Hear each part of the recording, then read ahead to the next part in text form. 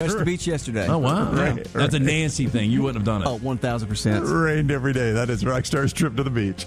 All right, y'all have a nice weekend. We'll see you Monday, 9 o'clock. Bryan Harsin, Auburn head coach, with us at 10 on Monday. Have a great weekend.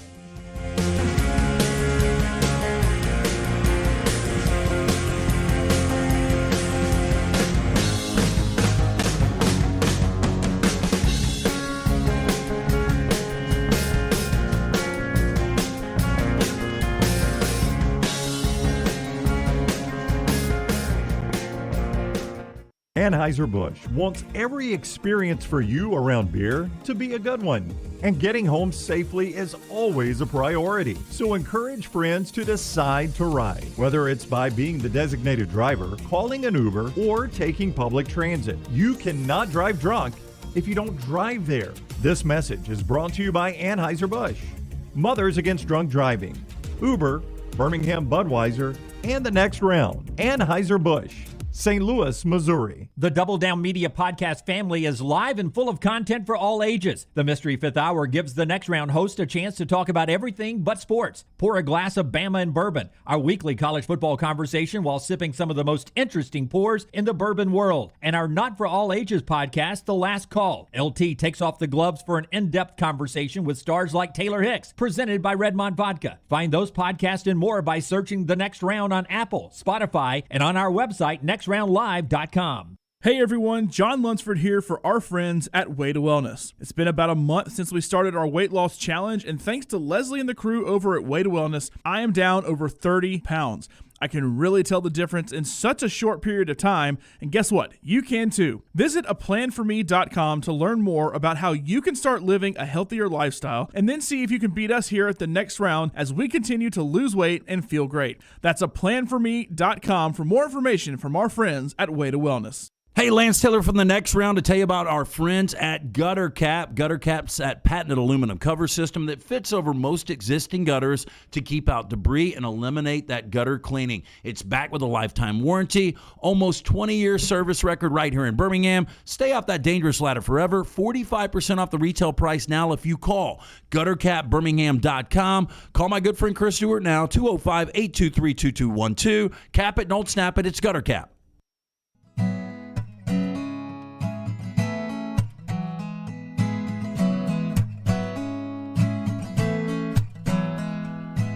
On the surface, all is well. It's those little things we try and sell.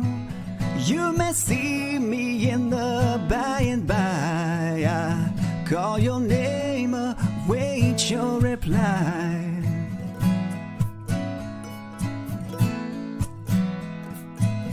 Like a breath chilled by the wind, it's the weight it carries to transcend. As the wave achieves its height, we lost the day, but we've got the night. We lost the day, but we've got the night.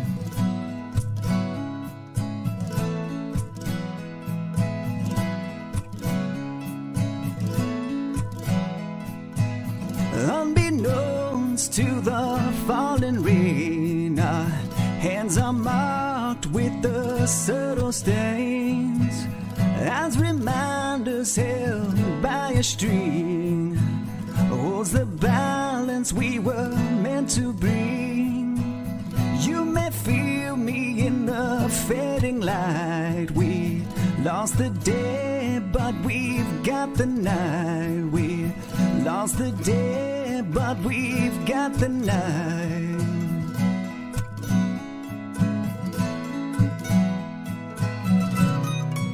With the light comes the dark. Yeah. With the light comes the dark. To give you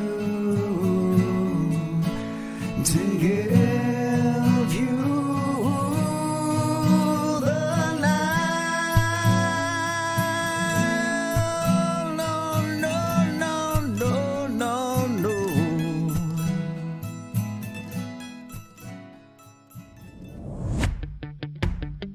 Jim Dunaway, Lance Taylor, Ryan Brown, and Rockstar. Live from the Birmingham Racecourse Casino Studios, the next round, presented by Bud Light, is on now. You know, I was drinking a few Bud Lights last night, and it got to be about 8 o'clock, and Maggie said, it's a little late for you to not be doing show notes yet, are you? You going to do any show notes? I said, baby, other than football season, the easiest show to do for us is this show right here. Auburn coach Bryan Harsin on the show at 10 o'clock with us today. Nate Oats with us at 12 o'clock today. Tom Brady is back. Kirk Cousins has a deal. They're firing SEC coaches like they're football coaches, and the bracket is out. There's no need for show notes. We could just sit back and talk with you guys for 4 hours today and not touch on everything. It is one of the easier shows we'll ever do. We'll start with the bracket, of course, and we'll get to everything else going on. Bryan Harsin in 1 hour. The bracket comes out. Alabama's a 6. Auburn's a 2. UAB's a 12. Jack State's in. Let's start just with the fact that the committee had a chance to put Jack State up against anybody, and they throw a game that we see sometimes in November or December on Auburn's schedule. No, he's played 15 times, by the way, 15. Yeah, I don't get it at all. I thought it was BS. Yeah, I mean, it really is when you start to look at the other 215 matchups. I mean, why not keep them in the South, let them play Villanova? Yeah, I mean, why match up state teams like that? And, I had a lot of people come at me saying, because I said this, and a lot of people, I got 2 reactions. Number one, Jack State doesn't even belong in the tournament, which is the dumbest thing I've ever read. Yes. And number 2 was I had people actually arguing the A-Sun should have not sent a team rather than send Jack State. I'm like, well, that makes a lot of sense. Exactly. Because we don't want that money. Who needs that money? I'm going to completely take your opinion seriously. And then number 2 was, remember when South Alabama beat Alabama? That's still the biggest moment in their program history. Well, you mean to tell me if they hadn't beat North Carolina or Villanova or UNLV or, back then, that wouldn't be the biggest moment in program history? It wasn't just because they beat Alabama. It's because they won an NCAA tournament game. Right. So I don't get it. Yeah. So, Jack State and Auburn, interesting matchup history between the 2 coaches in that one. Have you guys seen the video from back when it was USI and Kentucky Wesleyan? I've had plenty of Jack State people before this was even announced, like during the season, reminding me of Ray Harper's record v. Bruce Pearl. Yeah. Really good for Ray Harper. I've tried to remind them that those were equally prepared race cars when he was playing Bruce Pearl. That's not going to be the case in this one. Yes. Yeah. So it'll be different. But young Bruce Pearl nose to nose with Ray back in. Was that a tournament game back then or just a regular season game? I don't know, but they've got a history. I think Ray Harper's 13-3 all time against Bruce Pearl. I think it's the number. I feel pretty good with Bruce in this one. 13-4. You think it's going to be 13-4? I mean, look, that's the thing about Jacksonville State. Whoever they matched up with, they probably are going to lose this game. Yeah, I mean, it wasn't about that. Yeah, when you look at the history, I mean, 135-9 is the 2 seed versus the 15 seed. Yeah. Oh, it's a Auburn win, barring a tremendous upset by Jack State. I just hate they have to play each other there. I'd like to have Jack State going up against the Villanova or something. On the next tier of things to talk about, UAB gets it done. They win the Conference USA tournament. And I think they get a good draw, LT. I mean, Houston is the best defensive team in the country. They win this game. Disagree. But how many chances? Put it in the bracket. How many chances do you get when you've got the best offensive player on the floor on your team, Houston without their best 2 players, with that injury, those injuries that happened earlier this year? It's a different Houston team than was in the tournament last year and got a lot of great wins earlier in the year. They've had some bad moments down the stretch since they lost both those guys. It'll be a bloodbath defensively. It'll be a defensive showdown. But this is a winnable game for UAB. I mean, it's a winnable game. You typically don't see 5-12s with that number is 8.5, though. That's a big number. Watching Houston yesterday, they were my lock yesterday, and just how they smother you defensively. And they had, you talk about down the stretch how they hadn't played well. Really, it was against Memphis. Yeah, they got swept by Memphis. Yeah, and they got that redemption yesterday. And, they're so balanced. They don't have a superstar with Sasser now being out for the season, but they've got 5 guys that average in double figures, all 5 starters. Their 6th man is averaging almost 10 points per game. So a lot of balance for Kelvin Sampson, and that is a guy that once it becomes tournament time, he knows how to coach. Now let's talk Alabama, and then we'll get into who we think got screwed over in this draw by either getting left out or misseeded or the horrible matchup. But for the Crimson Tide, they're in. They're a 6. Some people thought they should have been a 7. It had trended 5 until the collapse at the end of the year. And you get a matchup against a play-in winner, Rutgers or Notre Dame. And what we've seen, LT, I'll start with you, is one of these teams that play in Dayton traditionally makes a pretty good run. Yep. UCLA last year, we've seen VCU do it. We've seen other teams do it. And usually it's coming out of that 11 versus 11 matchup. It's that Rutgers-Notre Dame team can get the motor cranked up before they come play Alabama. Well, look, and Rutgers had some terrible losses in the regular season, but you look at the teams that they started to beat down the stretch. They were the first unranked team ever to beat 4 consecutive ranked teams when they beat Michigan State, Ohio State, Wisconsin, and Illinois. Who does this sound like, by the way? Sounds a lot like Alabama, right? Yeah. And they also beat this year Purdue and Iowa. Yeah. So this is a team that can beat quality, but they can play, as you said, like Alabama. They're on the the Big other Ten side, Alabama. Notre Dame does what Alabama doesn't do well. Notre Dame shoots the 3 extremely well. That's And, right. say what you want about the ACC. It wasn't a great conference this year, but outside of Duke, they were your 2 seed in the ACC tournament. Yeah, the difference between Rutgers and Alabama did much better in the pre-conference than Rutgers did. But once they got into the conference, it was a lot like Alabama. I mean, their conference record was what? They were 18-13 overall. But they beat a lot of good conference teams. They beat Purdue right out of the chute when Purdue was number 1. Rutgers won that game, right? I mean, they played a lot like Alabama has this year. They really did. Brown, tell us about Wayne's, and then we'll get into Texas A&M and other people that a lot of folks think got screwed over from this selection committee. Hey, listen, summer is, it's been here and then it left, and now it's coming back. I don't know where we are with summer, but you want your lawn to look good when it's finally here permanently, right? The 1-year Envirolawn agreement with Wayne's lets you do that, and right now get your first month free with the code TNR for the next round. That helps us, and it helps you save, more importantly. Wayne's could create your happy place with that barefoot good summer lawn. 866-WAYNES-1. 866-WAYNES-1. Use the code TNR for the next round. When you look at Texas A&M, guys, and how they're not in, if there's ever been more evidence that we're wasting our time with these power conference tournaments, then look no further than Texas A&M getting left out of this thing. They beat Notre Dame head-to-head. They beat Notre Dame head-to-head, and they're ahead of them in all throughout basketball season. Brown will throw out, the net ranking, the KenPom ranking, the Sagarin, the blah, blah, blah. Texas A&M is ahead of them in every one of those power ratings and all of this metrics, and they beat them head-to-head. And the SEC is a better conference.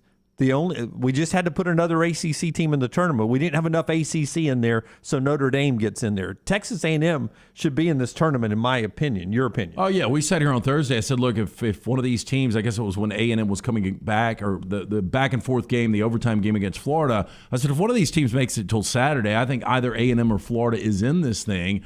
A&M makes it all the way to Sunday. Our friend Greg from Pell City sent me a text on Saturday. He said, do you think A&M's got to win this tournament to get in? I said, there's no way. A&M is in, and they're also a scary team. This is a team, again, the metric that we take away, the final 10 games of the season, they won 7 of their final 8 games. Yep. I mean, they deserve to be in this tournament. And against great opponents. Oh, yeah. Yeah, but again, for those, and Lenardi said it, I think he was on with Marty and McGee Saturday morning, and basically said they've still got to win the tournament to get in.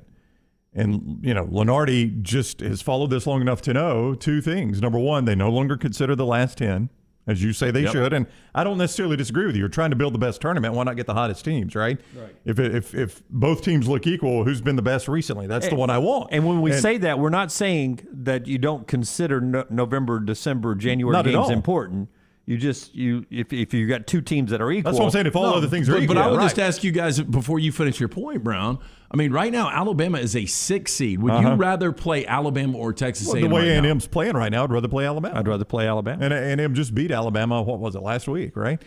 But the other thing that, and they used to consider the last 10, the one thing we've always been told they don't consider as much as we do is tournament play.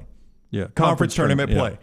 We always get caught up in these teams that make a deep run in the conference tournament. And for years, we've been told the committee doesn't value that as much as you think they do. And I think Texas A&M is an obvious case of how little the committee values conference tournament play. John Calipari says we should move the SEC championship game to Saturday. I don't disagree with him. But do you think that made a difference? He thinks that gives them a little bit more time. And I do think there is something to, we've got to have this bracket figured out, completed, and ready to go in time to give it to CBS at 5 o'clock or before 5 o'clock so they can build all the graphics and all of that.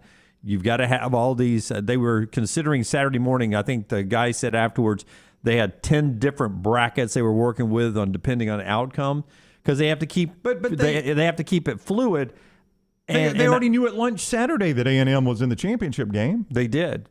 I mean, how did it play Sunday? How did that affect? I don't think that affects A&M. Yeah, I don't think it did either. There's no way it could. I think having a full day of no games on Sunday just to work on the bracket would help the committee go over some of these things to get a fresh set of eyes to sit here and go, you wake up, you don't have to worry about any other scenario. You just wake up and you go, okay, where are we screwing up? But it was the old Nancy theory. Okay, here's our bracket. Let's blow holes in this. Who's going to be the most upset? Well, guys, we got Notre Dame in this thing. And as I looked through my Notre Dame beat Texas A&M head-to-head. Okay, why we got Notre Dame in? Oh, well, they're heading KenPom, right? Nope. They're heading the net, right? Nope. They're heading to Sagarin. Nope. All right. They got more quad one wins. Nope. More quad twos. Nope. Well, how much of that, though, was based on what Texas A&M did in the SEC tournament? How much of that net rating? I mean, they had to have climbed some because they added a bunch of quad one wins. That's right. But do those games count or do they not count? Well, I don't think they count to the committee as much as you think they do. So they become basically bowl games or exhibitions. I think so. For the committee, their net rating was so much higher than some of the teams that got in. Yes. Yeah, but I'm saying, but how much of that was built on what they did in the conference tournament? You see what I'm saying? Yeah, I do see what you're saying, but it shouldn't matter. Well, I know, but the committee has historically said we don't put as much weight in those games. We don't put as much weight in the conference tournament games because it's not necessarily. Which makes no sense because the smaller conferences, if you win it, you're in. Yeah, but that's their automatic bid. I mean, you've got to have some way of determining who you send from your conference. You can choose to send your regular season champion. Get that, but it's somewhat hypocritical. I don't see it as hypocritical. I don't personally. Because, I think why are we even playing these conference tournaments? Well, I think that's what the selection committee would say to you. Why are you doing that? I mean, we didn't ask you to play the conference tournaments. You're doing it because it's good TV, you make money, and it's the way you determine your automatic qualifier. You could just as easily do it on your regular season. Yeah. By the way, I think between the 40s and 1985, the SEC didn't. Maybe 1979, somewhere around there was a long gap, of 30 years plus, that the SEC did not play a tournament. Right. I mean, I think the conference tournaments are moneymakers for the conferences. It's good TV for the conferences. I mean, I assume a conference doesn't have to have a conference tournament, right? They could that Sunday could have been your last regular season game. Texas A&M could have been playing in Knoxville for all intents and purposes. So, I mean, I'm fine either way, but I do think they've been consistent with this about not putting a ton of weight in the conference tournament. And on top of that, I don't know that the committee valued the SEC the way we valued the SEC. They didn't give them a 1 seed. Oh, no, they didn't. The Tennessee was what they 3. did for Tennessee is an absolute joke. And they tell us they do not consider conference affiliation. So when you say, there's 9 Big Ten teams, and we say that's too many Big Ten teams, and they say, well, we don't consider. I don't believe that. I don't either, because Notre Dame, you bring up Notre Dame, they were the 2 seed in the ACC. Yep. So we're not going to put the second best team in the ACC in the tournament. That's what it comes down to. They needed more ACC representation. And I think the reason Tennessee is on the 3 line is because we'd have had 3 SEC number 2s.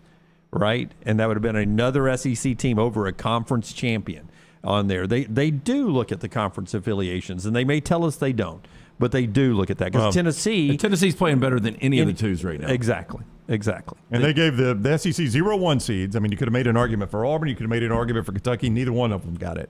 And they had Tennessee as a 3. Or 1 seed. Hearing Billis before the brackets actually came out, he said, look, it's going to be interesting. I think Tennessee's got a legitimate shot at A1. And I can't remember. It was moving so fast. It was either Seth Davis or Clark Kellogg on the selection show that said the same thing. Like, I think Tennessee was being considered for a 1 seed. I can't believe they're a 3. Yeah, and see, all this stuff we're telling you right here is how you have a successful bracket Now, I don't know if any of us will remember any of this when we're filling out our bracket, but finding a Alabama who's a 6, that if they keep performing like this, is way overseeded. They're not a 6 right now.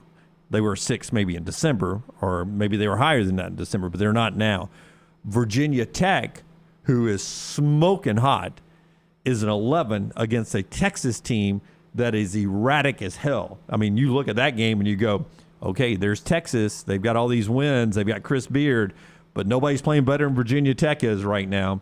And you look at games like that and you're going, give me a little Virginia Tech over Texas. Give me a little Rutgers Notre Dame winner over Alabama. And that's how you get some early wins in these brackets. You know, I thought, though, Virginia Tech, the way they were playing, going into the game against Duke, I thought they were going to probably lose that game. And I thought they would still get in, much like A&M.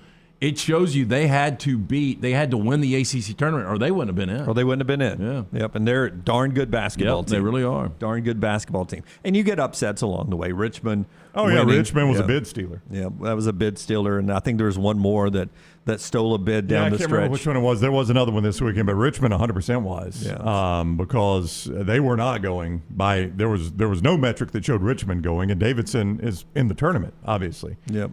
Look, so, and Richmond was a bit I thought it was a neat scene when San Francisco got, their names called, and boy, it came down to, the final. Didn't it? They were really and the place was packed out, which is really surprising because you would think there's a good chance they're going to get disappointed.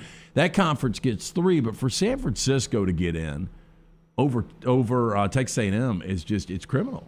Now, does that mean I think San Francisco won't win a game in this thing? That's not necessarily true. No, not at all. Yeah, but for who they played, who they had to play, who they beat, Texas A&M's got a better resume than San Francisco. Yeah, when they and by the way, Michigan. Those 10-7s are tough. Yeah, and then they're the Michigan. I mean, my goodness, Michigan. I mean, we saw them fall apart the other day when I lost to State. Again, brand name. Yep. And conference. Yeah.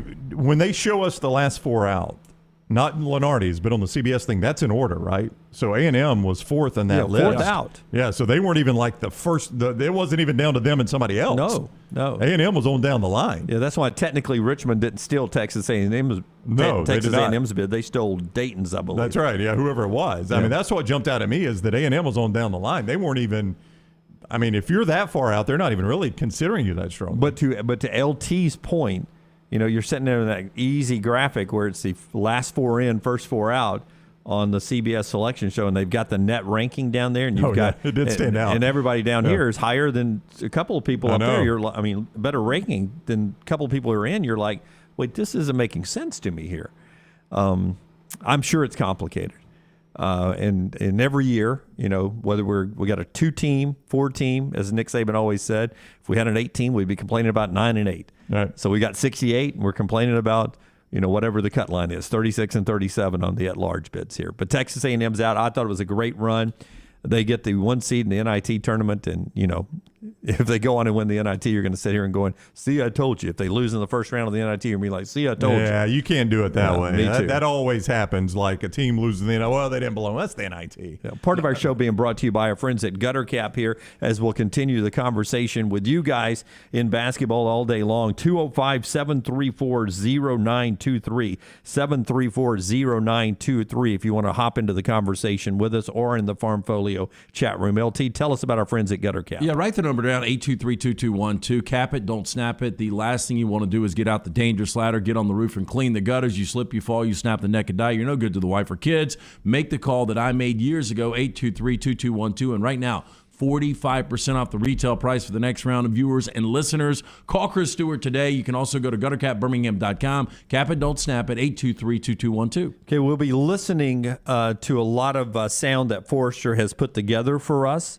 throughout the show. But let's go back, Rockstar Cut 11. Let's go back to after UAB wins the Conference USA Championship game. And by the way, with our friends at Barstool Sports, Big Cat is all in on Jelly Walker. Everyone in the country is talking about this UAB team. I think the folks on CBS, CBSSports.com, and their show they were doing on CBS HQ and CBS Sports Network afterwards, a double-digit seed that can make a run to the Elite Eight. Two guys in the panel said UAB is the team that could do that, all because of Jelly Walker. Listen to Jelly here after winning the Conference USA Championship with the net in his hair there, saying what it means for him and his team to be in the NCAA tournament. And this is what a lot of these kids dream up wanting to do.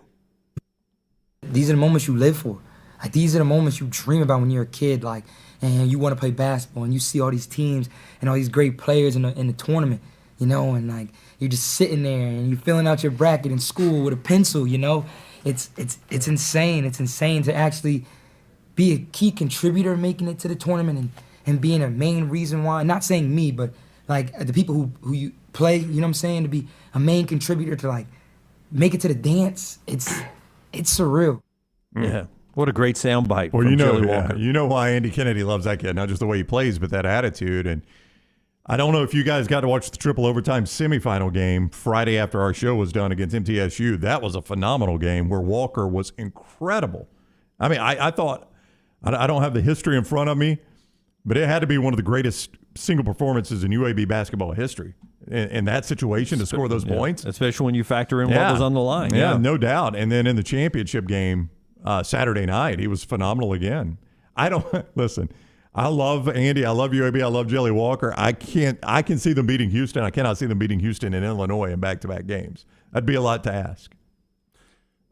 Look, I think it's a tough matchup. I think the in-state team that got the best draw was Alabama.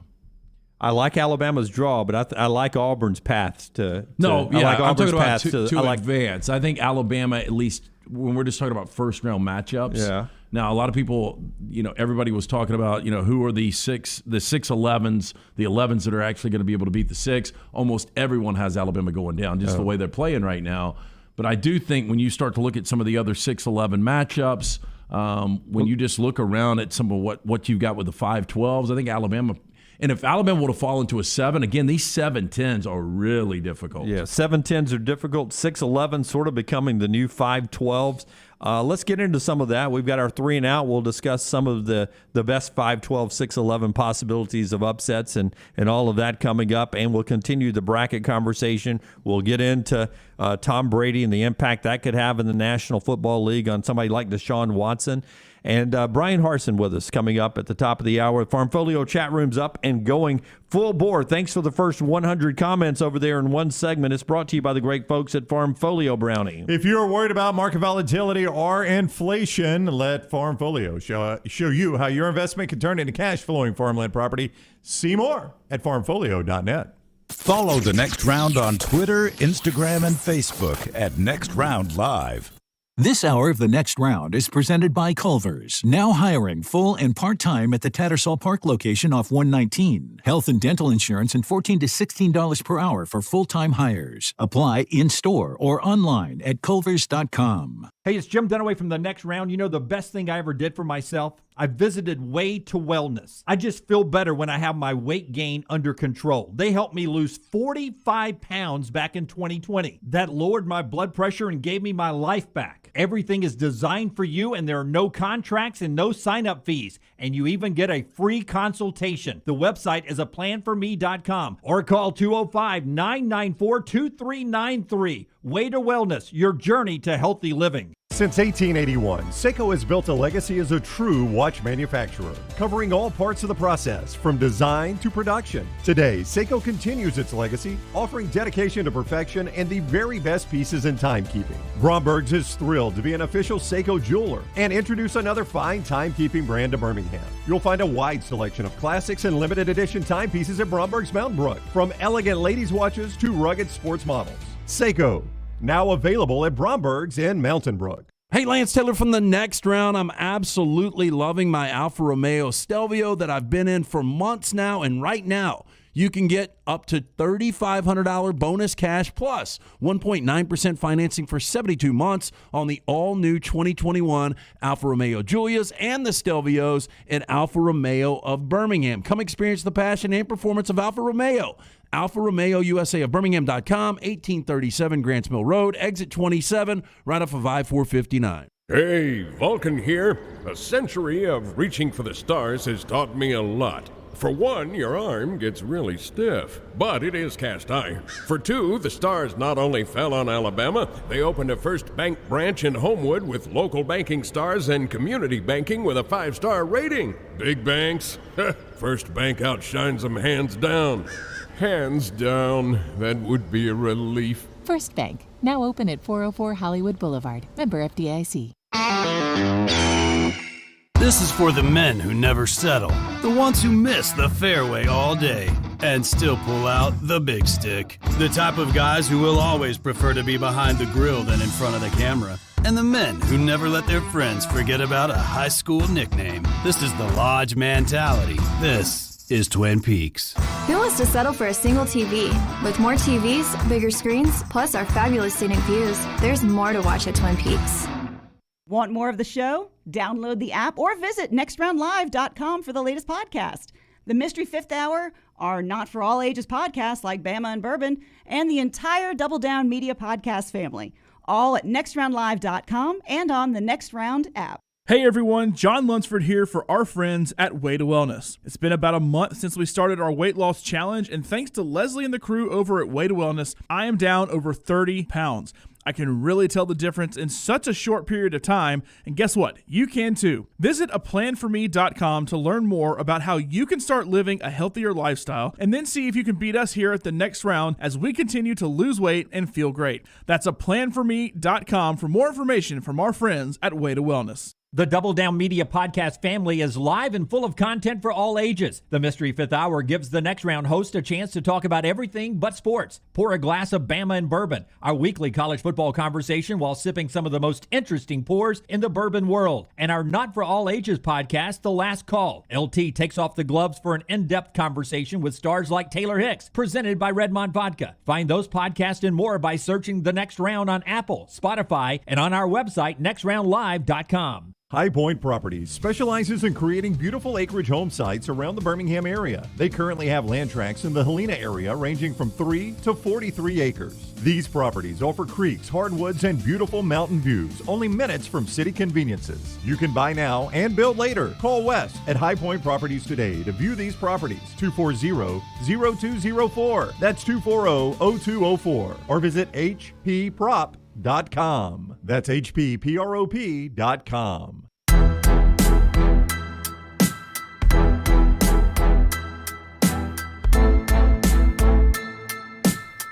We're going to go ahead and knock out our 3 and out here because it is very bracket heavy. And we'll do that in this segment and continue our conversation with the bracket and get some of your comments in the Farmfolio chat room. Jim Dunaway, Lance Taylor, Ryan Brown. Rockstar Forrester is back in Lunsford. So everybody here today on a Selection Monday in the aftermath of what was a really good weekend. The Players' Championship is going on. We'll also get a Vulcan Tire leaderboard update. They are still playing the third round of a tournament that will not end. I told you guys I was so confused. I tapped out of it this weekend. I didn't know what was going on because I didn't know what round they were in, who was playing. It was just all over. Well, the crazy thing is Tom Hoagie, who is right now 2 shots back. By the way, never had heard of that guy coming in. He's Love his sandwich, though. Love his sandwich. He's already won this year on tour. Finished his first round about lunch on Thursday, did not hit another shot until Sunday morning. You got to give me that leaderboard right now that we're looking at. I mean, it is a lot of no names on there. Yeah, a lot of no names. Laurie, Casey, Burns, Munoz, him, Smith, Hoagie, Oosthuizen. Oh, I know Oosthuizen. You know Oosthuizen. Yeah, all right. Now, part of our show being brought to you by our friends at Precision Sports. Hey, does your shoulder hurt after exercising? You feeling that sharp pain in the shoulder doing the spring cleaning? Precision Sports Medicine and Orthopedics here to help you. They have 9 locations in the Birmingham metro area to get your life back on track, including the return of hand surgeon Dr. Joseph Sherrill. We are rebuilding champions on and off the field, so make that appointment today. Call 855-219-6200 or online precisionsportsortho.com. Okay, one NFL note that of importance before we do our 3 and out. Amari Cooper is on his way to being a Cleveland Brown. He's got to pass the physical, and it can't happen until the league business starts on Wednesday. But the Cowboys were able, for some late-round draft picks, to dump Amari Cooper's contract, which allowed them to sign Michael Gallups and keep him and give him a big extension. But getting Cooper off the books freed up $16 million of cap space for the Cowboys. And now he goes to the Browns. We talked about what Cooper could bring to somebody. It's an interesting receiving core there in Cleveland. Well, look, Amari Cooper is still a really talented individual, but the problem is he's going to play with Baker Mayfield, who's so inconsistent. I mean, I go back to Odell Beckham. Odell did nothing with Baker Mayfield. And to me, the way Odell was playing down the stretch, probably a better player than Amari Cooper, at least second half of the season going into the postseason. So I don't really know what to expect. It all comes down to Baker Mayfield. Yeah. I mean, that's – you're right. I mean, I don't know that you could say, well, Odell Beckham went to Cleveland and it did not work. I mean, you can say that actually, but was that Odell's fault? Was it Baker's fault? Was it Cleveland's fault? I don't know, because I saw him in L.A. and he was a different player. Oh, my goodness. Right? Yeah, look, and the luxury you've got if you're the Browns, your ability to run the football with Chubb and Hunt, and you open so many things up. That's what's so strange about the inconsistencies of Baker Mayfield. All right, so we talked a lot of bracket in the first segment. Big story out there. We'll start our 3 and Out with that. It's brought to you by our friends at Vulcan Tires. 4 great locations around town, and LT is not just about tires, it's bumper-to-bumper service. Yeah, take the vehicle by any of those 4 locations that Dunaway mentioned. From the brake pads, wheel alignment, tires, and more, they can do it for you and your family. 4 locations and online, VulcanTireandAuto.com. First down. Young kid named Tom Brady says he's not going to retire after all. He comes back to the Tampa Bay Buccaneers. Better chance of being in the very next Super Bowl, Tom Brady or Bill Belichick? I'll go Bill Belichick. I mean, neither is more likely, but sooner or later. And good thing Tom Brady didn't wait until Selection Sunday to hold that hostage. Ridiculous. He's got to be Aaron Rodgers. It's Tom Brady. Absolutely ridiculous. But I do think Tom Brady, although the numbers were great this year, and I think he's still a top 10 quarterback. I don't know if he's going to be a top 10 quarterback this year. Sooner or later, the skills have got to diminish. The guy is 45 years old. And he'll have a season-ending, career-ending injury at some point. Everybody was like, Dunaway, you got to be excited. I'm excited, but inevitably, I'd made peace with it. I was ready to start the rebuild, to be honest with you. But I will tell you, though, Dunaway, he is your best option. Oh, there's no doubt. There's no doubt. Second. Brown, Belichick, or Brady? First one to. Do you think either one of them? Not either one. Best chance of one of them being in playoffs. I'll go with Belichick. I do think it's Belichick, though they are in the Bills division. Yeah, of course I do say that. And looking at the AFC, they're so loaded. I know, Mac that's what I'm Jones saying. is probably the 10th best quarterback in the AFC. Well, maybe so, but Dunaway, I mean, you got to say, I know you're ready for the rebuild. Brady's better than any quarterback you were going to have this year. Oh yeah, and eventually you're not going to have Mike Evans anymore. That's right. So there you go. Second down. All right, NCAA tournament first, and we'll talk about these firings later on. But Mike White, as the guy who left Florida before he was going to get fired, left Florida to take the Georgia job. So first to the NCAA tournament first, Mike White or Anthony Grant, if Anthony stays at Dayton or if he takes the Florida job. Who's in the tournament first? I'll go Anthony Grant. Look, Mike White couldn't get it done at Florida, so he was getting ahead of the posse. He knew he was going to get fired, so he takes the Georgia job, which Georgia has been horrendous in hoops. Tom Crean obviously wasn't even close. I'll go Anthony Grant here. I think I'll go Anthony Grant, too. Yeah, and you get it if Anthony stays at Dayton and gets Dayton in there. Yeah. I'll go Anthony Grant. The Mike White deal. Well, we're going to get to it later. No, go ahead. Give it to me. I don't get it. Yeah, no, I would ask you guys this. This would be my 3 and out question. More surprising this weekend, the fact that Mike White gets hired by Georgia or Tom Brady comes out of retirement. To me, it's Mike White going to Georgia. Mike White getting hired by Georgia. That was such a weird story that he wasn't even out at Florida. It's not like Florida had fired him. He's like, Florida, I'm out. I'm headed to Georgia. And nobody at Florida cared. Everybody at Florida was like, thank you. Yeah. Thank you. They started looking at buyout numbers like, oh, okay. Yeah. We'll part ways. There you go. Absolutely. So long. You were cheating on me. I was cheating on you. Yeah. Third down. Okay, pull out your bracket. Does everybody have a handy bracket? My printed one's in the office. I can pull it up on my phone, though, I think. Okay, give me your best 5-12 upset with potential to change for our competition. But I'm just wondering, when you take first glance, which is the 5-12 upset you most like? I had two. I had UAB over Houston and Indiana winning the play-in game and beating St. Mary's. That's my 2. Oh, Indiana stays hot for you. Yeah. I'll go Wyoming over St. Mary's. Wyoming over St. Mary's. Well, neither one of us like St. Mary's, huh? Yeah, I'm with you guys. I like the winner of the Wyoming-Indiana game, whoever that ends up being. That Wyoming team has a lot of respect. So you don't like UAB? I like UAB. I don't think they can get it done with Houston. Remember, we talked about Houston for a long, long time. But it's a possibility. When you got Jelly Walker, if Jelly drops 40, they're going to win the game. When we see that bracket in concrete, though, in fine ink.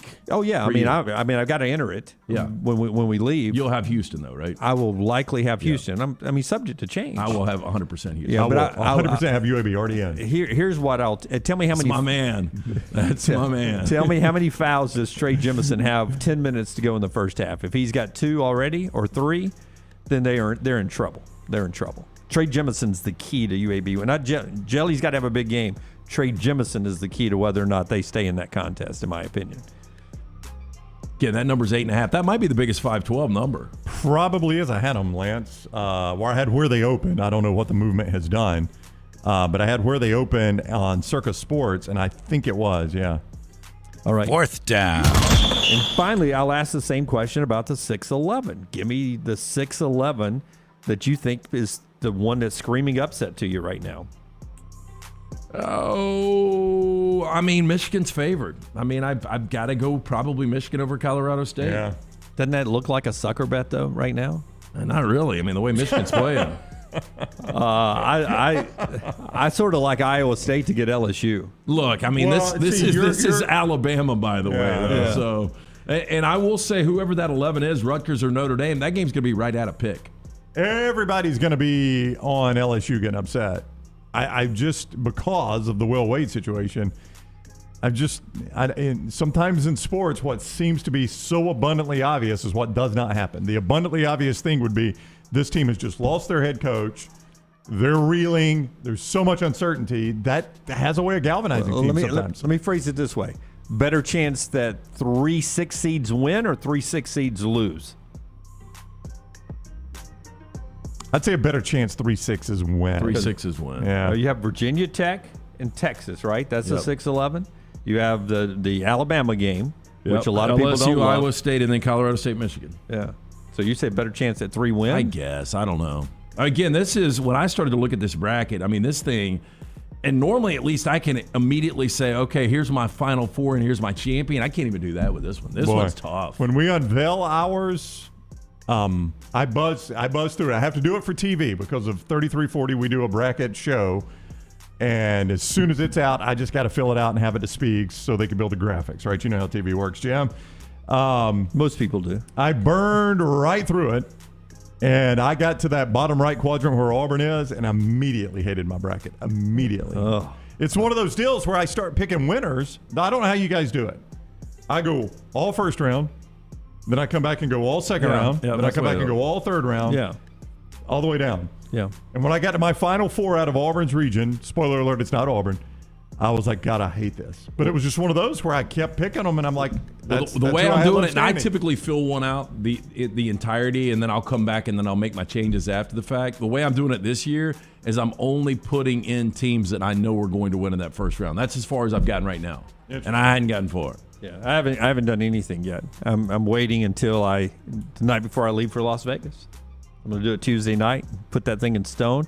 I do have it, in case I forget, and this is a great reminder for all you, right now at nextroundlive.com, we'll be using the same one that you guys are using in our bracket challenge competition. So I have created my username, and I've gone in and I've filled out my bracket. Oh, I've got a full initially, one there, just in case I forget. I do have an entry that is in there that will keep me from automatically losing the bracket challenge. So my entry is in there. That's right, just in case you forget. But subject to change. Yeah, see, I need to go put my entry in before I forget. Yes, I hit that random button, and I don't know who Wright State is, but they have them winning the national championship when you hit random. Yeah. Paul's right. Paul's basically saying, I don't know why Brown's second-guessing himself. He's bad anyway he does it. It's true. Yeah. I don't know why I second-guess myself. I suck at this. Yeah, what you should do is the bracket you filled out for 30 through 40 last night, come back and do just the opposite. It's like George Costanza, right? Just the opposite. That's our 3 and Out today, brought to you by our friends at Vulcan Tire. Again, stop by one of those 4 locations, locally owned and operated. Great guys. They can do anything you need, bumper to bumper, for you and your family. You can go online for more information, VulcanTireandAuto.com. All right, let's give you a little bit more of the post-game and post-bracket released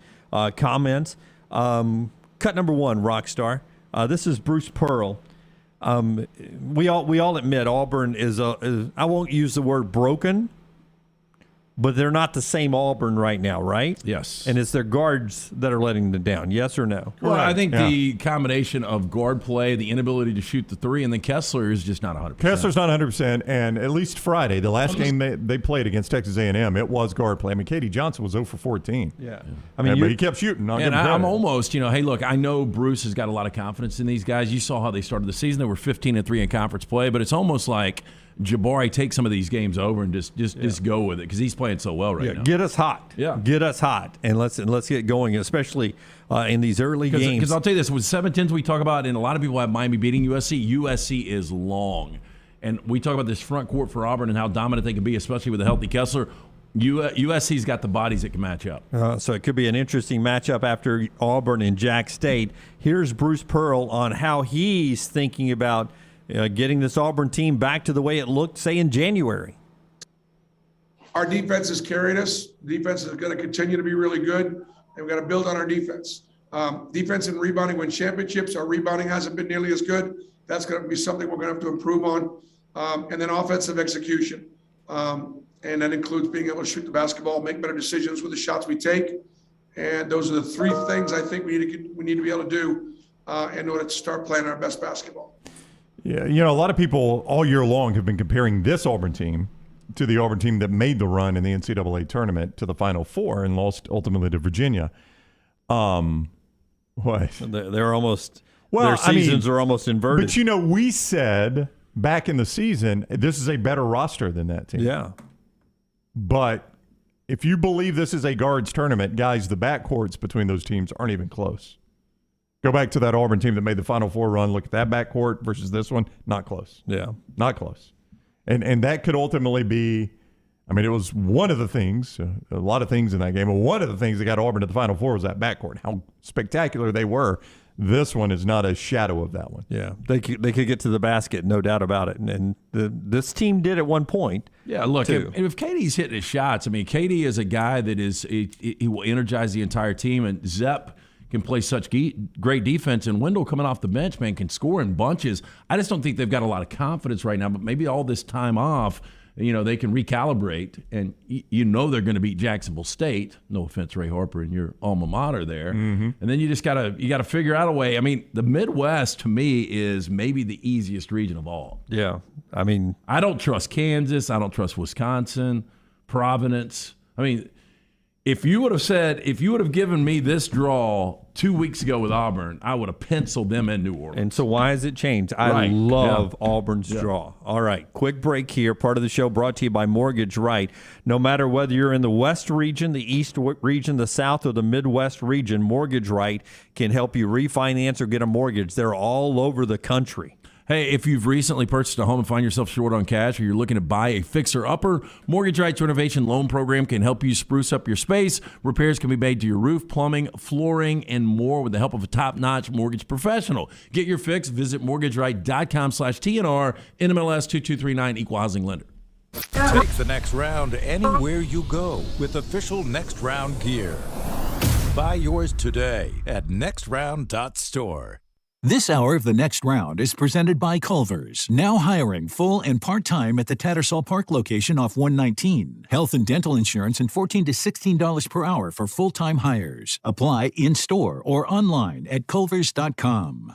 For more than 40 years, Red Wing Shoes has been helping the hardworking people of Alabama. This is why Red Wing Shoes has created the 3-step comfort solution. Step 1, a certified fit specialist will use a 3D scan to electronically measure your feet and arches. Step 2, the fit specialist helps you get the appropriate footwear for your occupation. Step 3, customize your boot or shoe with a Red Wing orthotic. Whether you have a high arch or flat feet, Red Wing has comfort solutions for you. So experience comfort at its best. Visit one of the Red Wing Shoe stores located in Pelham or Trussville. Hey, if you're looking for Birmingham's best pizza, you need to stop in and see our friends at Slice Pizza and Brew. It's as local as you can get, from the ingredients that go into every pizza to the beer on tap. For a great lunch or dinner, go see our friends today, Vestavia or Lakeview at Slice. Wayne's Pest Control is taking pest control to the next level. Ryan Brown here from The Next Round. Keep your home pest-free and rodent-free with Wayne's proprietary Smart system. Smart is a digital, eco-friendly rodent monitoring solution that tells Wayne's you have an unwanted mouse or rodent before you even know about it. Wayne's Smart Service professionals will proactively set up an appointment to take care of that problem, keeping your family and pets safe and healthy. And right now, get $60 off Smart Pet Service with the offer code TNR. Let Wayne's create your happy place. 866-WAYNES1 or call Waynes.com. Hey, Lance Taylor from The Next Round to tell you about our friends at Farmfolio. If you're concerned about market volatility or inflation, Farmfolio can help you diversify your portfolio into cash-flowing farmland property. We all know about rental real estate. Cash flow and appreciation are the name of the game. With Farmfolio's productive farmland lots, your trees act as the tenants, and they pay you in fruit, which is sold by Farmfolio's international sales team to the likes of Walmart and Costco, ultimately generating cash flow for you. As your cash flow increases, your property value also increases. Just like tenant-occupied real estate, the best part is you don't have to be a farmer. You own, they farm, and you earn. This is the way it works at Farmfolio. For more information, you can go online, check everything out today. Go to farmfolio.net. That's farmfolio.net. Check it out today. If you're concerned about that market volatility or inflation, Farmfolio is your best friend. Go online today, farmfolio.net. The Next Round team is getting healthy in 2022. You can join the challenge as we look to lose weight with our friends at Way to Wellness. Plus, you can participate with your office as well and win a grand prize. For more information, go to nextroundlive.com. Summer of 2022. It's time to do something new. Ocean City, Maryland. And our friends at Residence Inn by Marriott, Ocean City is ready to welcome you. Kayak from Bayside Beach, swim in the Atlantic, dine at Bayview Bar and Grill, local golf packages, great restaurants, and a lot more. See everything online at residencenoc.com. Check them out on Instagram and Facebook. Do something different this summer. Residence Inn by Marriott, Ocean City, Maryland. Want more of the show? Download the app or visit nextroundlive.com for the latest podcast, The Mystery Fifth Hour, our Not For All Ages podcast, The Last Call, and the entire Double Down Media podcast family. All at nextroundlive.com and on the Next Round app. A legendary coach once said, "It's not the will to win that matters, it's the will to prepare to win." Bryant bankers have the dedication and experience to put together a financial game plan that's right for you. Stop by one of the 7 Central Alabama locations today or give them a call at 1-855-4-BRYANT to begin preparing for your financial future today. You'll find out what unbeatable service and legendary results are all about. Bryant Bank, Equal Housing Lender, member FDIC. Hey, it's Jim Dunaway. Let me take a second to talk about my friend Greg from Pell City and his company, Storm Restoration Roofing. He's the owner, and it's been locally owned for over 20 years. Insurance companies love Greg, and that's going to benefit you, the customer. Storm Restoration Roofing is A+ rated with the Better Business Bureau, and they'll give you a free no-cost inspection. No obligation, no cost. 205-542-3531. 542-3531, or look up Greg from Pell City on Facebook. It's Greg Nelson and Storm Restoration Roofing.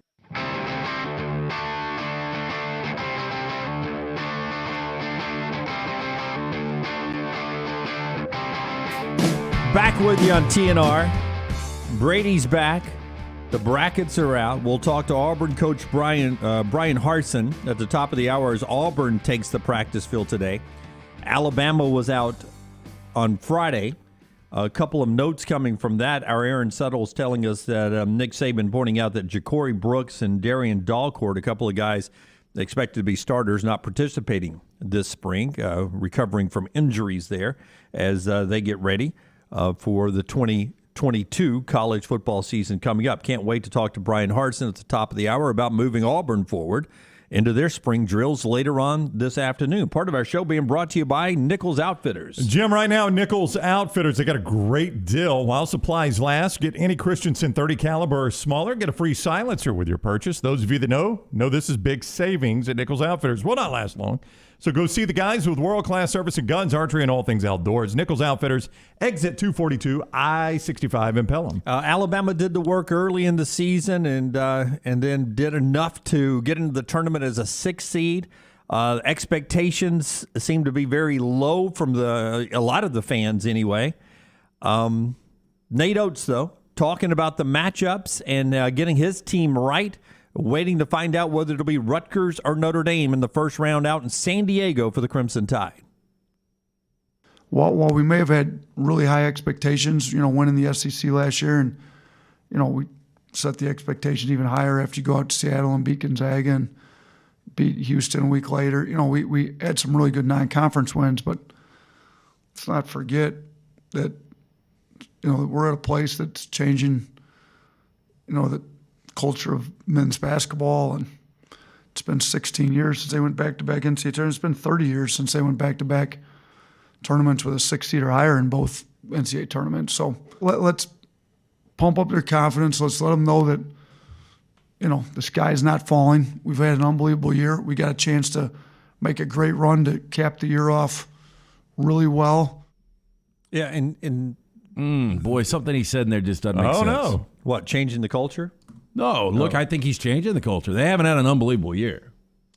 Maybe an unbelievable year as far as the roller coaster. I don't believe what actually happened. It is unbelievable. Yeah, maybe that way. Wow, that was unbelievable. I really cannot believe it. Honestly, do you think he meant that, or do you think he meant by the standard that he wants to achieve at Alabama? I don't know. I mean, unbelievable year for me is a Final Four run. That's an unbelievable year. So you don't know what the year is yet. Yeah. Okay. But so far, going really 9-10 in conference, 9-9 in the regular season, and then 1-done in the SEC tournament.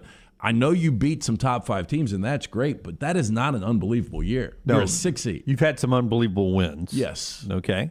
Maybe if he rephrased, there's been some unbelievable moments in this season, and it's not done yet. Yeah, and it's not done, and that's what I always remind everyone when you start writing the season's story in February or before the NCAA tournament. You can have teams that go on runs, and it changes the whole feeling of the season. UCLA. Like UCLA, for instance, great example last year. If Alabama wins their first 2 games and goes to the Sweet 16, it feels totally different. Yeah, the season does. And I think, then it becomes a B season. Is B fair? Sweet 16? It's weird. Sweet 16's a B plus at Alabama. Yeah, but maybe B this plus. is all going to be about the perspective you use for this. Like, all right, if Alabama goes to the Sweet 16, was it a successful season?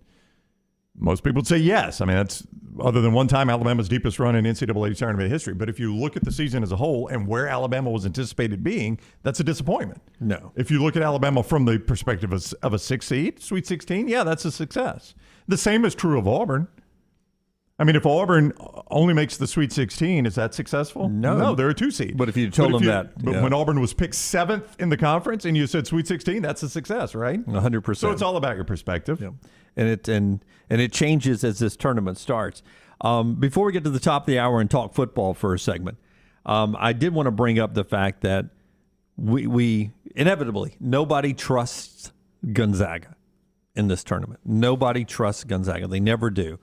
But when do you trust them to be in the finals or be in the Final Four? When do you trust them, guys? Because they've been to 2 of the last 4 national championship games, and they were lucky to get Drew Timme back.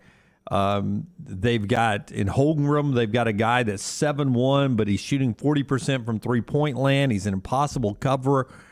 I mean, this feels, I know we've said it 1,000 times before, but this feels like Gonzaga is at least back in the national championship game again. It feels that way anyway. It's just a really, really good program. And you start to look at the losses. They had the loss to Alabama. I should say Final Four. They're on the same side with Kentucky, right? They are, yes. Yeah, so at least back to the Final Four. Well, I mean, they'll Alabama, Duke, St. Mary's, I mean, really good quality losses. And they do have a lot of size. They can shoot the 3 again. They don't have that. I mean, Timmy's really good. Holmgren, to me, has had a fantastic season. And I know a lot of people are projecting him maybe the number 1 overall pick. I don't know how that works with that body that he's got unless he's somehow able to put 30 or 40 pounds on. Skinny as a snake. Oh, my gosh. But they don't have a Jalen Suggs. Jalen Suggs was so good last year. Last year, to me, was their year. And Baylor just put it in a different gear once they got to the NCAA tournament. But yeah, I mean, if the Zags are going to be there in the end. I mean, I think they're probably Final Four. Yep. And I think they've got as good of a chance. Obviously, they're your favorite in Vegas right now. Again, I don't feel good about when I do finally finish my bracket. Whoever I pick to win the national championship, I will not feel good about it. No, I don't with mine either. But do you think any of the 1 seeds cringed just a little when Duke showed up in their bracket, knowing that there's a possibility you're going to have to face a team that's trying to send out the greatest to ever do it? They're not handling this well. Duke is not handling this well. They don't seem to be, but again. And maybe they go to some kind of hypnotist, over the next week or so, and they find a way to channel this a different way. But the way they ended the regular season in the conference ACC conference tournament, yeah. No, truthfully, if I'm Gonzaga, I'm not happy. I mean, Boise State is familiar with my program, and if they win, they've got me in round 2. But what scares me is if Memphis wins, and on any given night, Memphis has top 10 talent. Yep. Yeah, but you got Penny Hardaway on a day's turnaround against Mark Few. You think that's a mismatch? That is a mismatch. You do. But sometimes I can roll out the ball and my 5 guys can go kick your 5 guys. And that's what would scare me if Memphis survives Boise State, is on any given night on the quick turnaround, those guys just go out and they're like, hey, we're 5 guys who are 5-star recruits and we're going to go have a game. And then all of a sudden Gonzaga's done before the Sweet 16. It's a fascinating bracket with pitfalls for everybody. We'll get back into that later on. When we come back, though, Bryan Harsin, the coach of Auburn, joins us. Part of the show today is being brought to you by our friends at Cowan Equipment. They will give us poll questions as well later on, the great folks at Cowan. Yes, we appreciate our friends from Cowan Equipment. If you're having a hard time finding that new plastic on the seat piece of heavy equipment, check out Cowan Equipment's rental fleet hit list for a wide range of well-maintained equipment from their rental fleet for sale now. Visit cowan.com/featured used equipment or call 1-800-239-COWAN for more information. Call the next round now at 205-734-0923. Did you tweak your shoulder pulling down the attic ladder? Feel a pop in your elbow working out? Or feeling pain in your knees getting up from the couch at halftime? Precision Sports Medicine and Orthopedics has 9 locations in the Birmingham metro area, affiliated with Brookwood Baptist Health, to get your life back on track. Your health can't wait. Call Precision Sports Medicine and Orthopedics at 855-219-6200 or visit precisionsportsortho.com.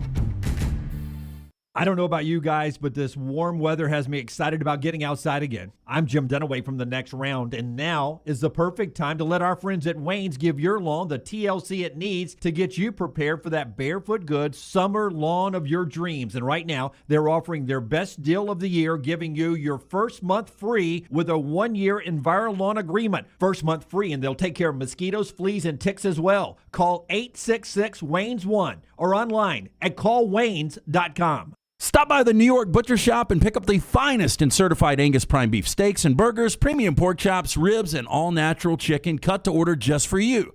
Their chef-prepared entrees and side dishes are the perfect dinner-to-go choice for your family and are ready to heat at home. With a great selection of fine wines and desserts, the New York Butcher Shop is your one-stop dinner shop. 2 locations to serve you, Cahaba Heights and on Highway 119 in Greystone. The New York Butcher Shop, rare quality, well-done service. Excalibur Services, now a Train dealer, invites you to join their Total Home Comfort Club. Just like your car, your heating and cooling, electrical and plumbing systems need to be maintained for top performance, safety, and comfort. The Excalibur Home Comfort Club benefits include free consultations, priority scheduling, summer and winter cooling and heating tune-ups, a yearly plumbing and electrical inspection, plus 15% off any repair. Ask about our limited time buy one, get 2 sale. Call us today at 205-718-8688. Excalibur Services, Alabama license number 15214. When it comes to choosing a dentist, 2 things are critical: trust and comfort. Ryan Brown here from The Next Round. It's why I tell you about Stone Creek Dental Care. Dentist owned and operated, and Stone Creek Dental Care is the Southeast premier provider of comprehensive dental care with more than 20 locations, including Birmingham, Chattanooga, Huntsville, Trussville, and Montgomery. Stone Creek Dental Care is able to provide a level of quality care you will not find anywhere else. From your basic cleaning to restorative dentistry, cosmetics, and endodontics, Stone Creek Dental Care covers a wide and comprehensive range of dental services for patients of any age. Stone Creek Dental Care Care's mission is to provide the highest quality dental care to every single patient in an environment that exemplifies the highest ethical, personal, compassionate, and professional standards, and to provide the best patient experience possible. Stone Creek Dental Care is currently accepting new patients at all locations, and new patients get a free Chick-fil-A gift card at your first appointment. So visit StoneCreekDentalCare.com to find a location nearest you. StoneCreekDentalCare.com. Summer of 2022. It's time to do something new. Ocean City, Maryland. And our friends at Residence Inn by Marriott, Ocean City is ready to welcome you. Kayak from Bayside Beach, swim in the Atlantic, dine at Bayview Bar and Grill, local golf packages, great restaurants, and a lot more. See everything online at residencenoc.com. Check them out on Instagram and Facebook. Do something different this summer. Residence Inn by Marriott, Ocean City, Maryland. Hello, Vulcan here. Can we talk? Sure, I'm the biggest thing in Birmingham, being 56 feet tall, but big isn't always better. It's what you're big on. Like the great community banking at First Bank's new financial center in Homewood. Their reputation for customer service towers. Bank where you stand tall, without birds perching on your head. No, they're building a nest. First Bank, now open at 404 Hollywood Boulevard. Member FDIC. Hey, Lance Taylor from the next round to tell you about my friends at Michelson Laser Vision, located conveniently UAB Highlands. Almost 20 years ago, I went in for the procedure. Only took 12 minutes for both eyes. When I went in, I had 2200 vision. I was legally blind. Now I have 20/15 vision, still 19 years later. Make the call today. Schedule a hassle-free consultation. 969-8100. Dr. Mark Michelson, Dr. Jen Michelson, Michelson Laser Vision. Make sure you tell them the next round sent you. 969-8100 or MichelsonLaserVision.com. Jim Dunaway, Lance Taylor, Ryan Brown, and Rockstar. Live from the Birmingham Racecourse Casino Studios, the next round, presented by Bud Light, is on now. I was going to ask Bryan Harsin right off the bat here if he fills out a bracket, but we are good friends with Rick Neuheisel, so we know. I don't think they've changed the rules. I don't think you can do that. You still fill it out. You can't Venmo anybody. It's all in how you do it. I think we had Neuheisel on right before we had Bryan Harsin on at SEC Media Days this year, and we were still talking about that. The problem is Neuheisel was good at this. I don't know if Coach Harsin's any good at the brackets. About filling out the brackets? Yeah. Well, we'll get into it. We'll make some tips later on. Coach Bryan Harsin is with us now on the Johnston RV Center hotline, JohnstonRVCenter.com hotline. Welcome in, Coach. Hope you're doing well this morning.